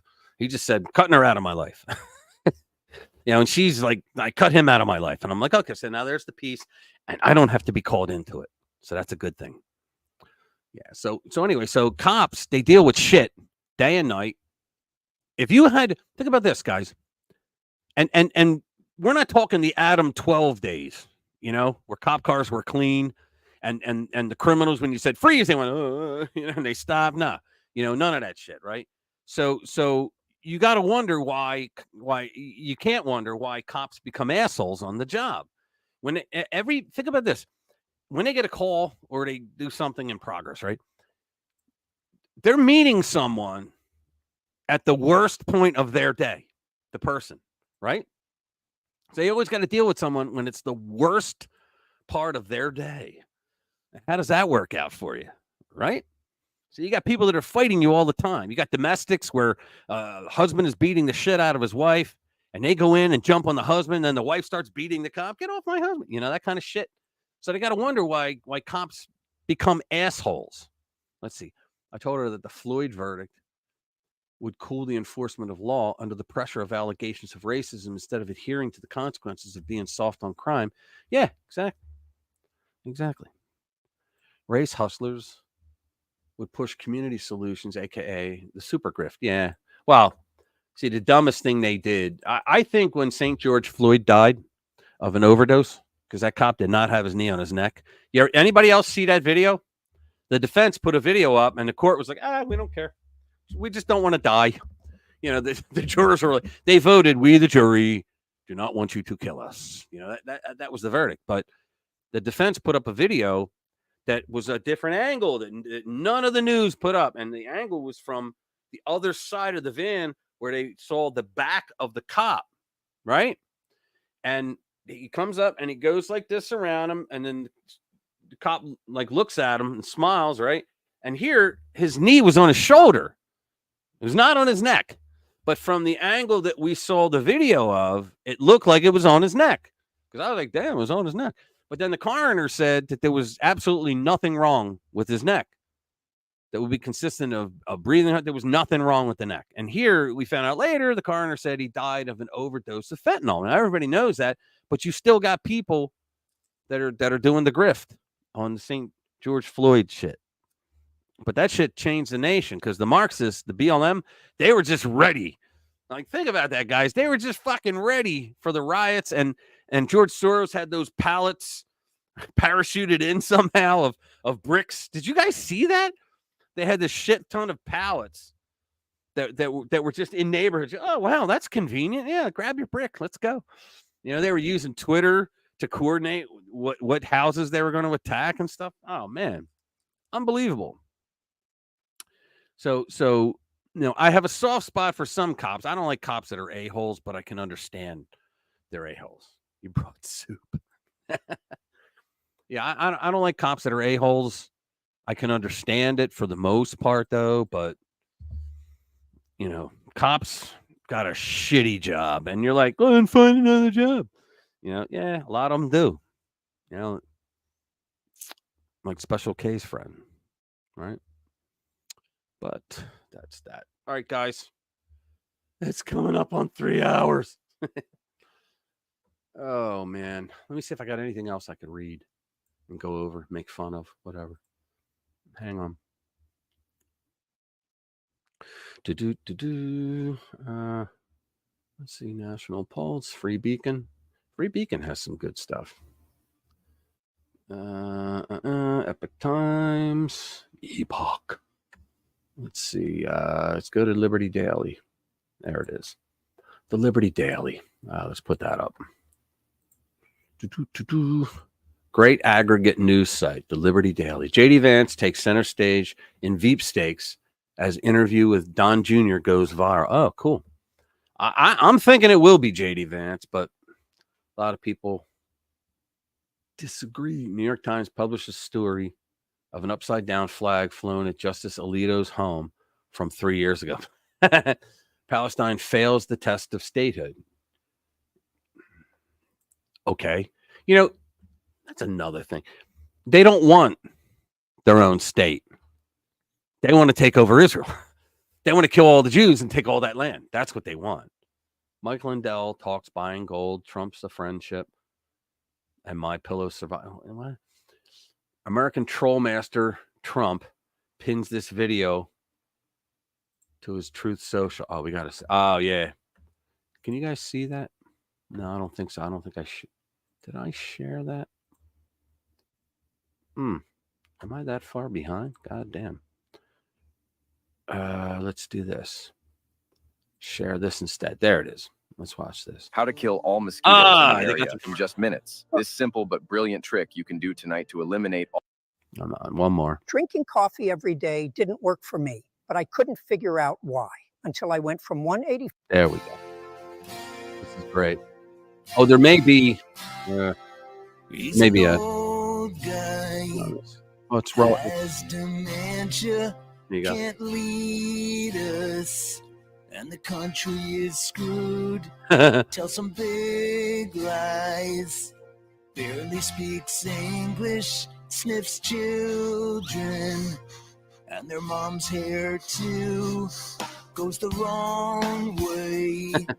When he leaves his speeches, gets lost each day. In the White House yard, all the Dems say that we should re-elect him. Fell over. How can he run when walking is hard? And Joe keeps keep falling, keep falling,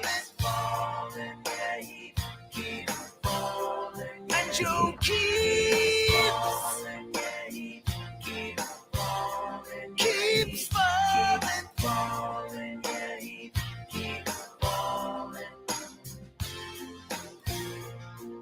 Well, what a pathetic.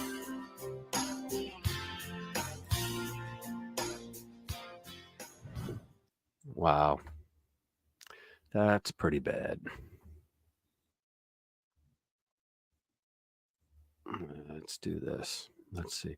See, now every corner of Canada is burning and flooding. Therefore, It's paid $8. You guys to fix it. Really? What, the fires are up there again? I didn't hear about that. They did let him in the car start. I must have missed the conversation. Here's a real brain buster. How did protest licenses get purchased weeks before Floyd died? Yeah. What does that level of precognition mean? A gay op. Lagging a bit. That's fine. All right, guys. I'm going to call it a night. I want to thank each and every one of you for visiting. I appreciate it. I appreciate you hanging out with me for a few hours. I love you all. It's awesome that you guys come here. I actually can't believe you do, but I really appreciate it. Hope you guys have a great weekend. I'm out of here. So long. Take care, guys. Have a good one.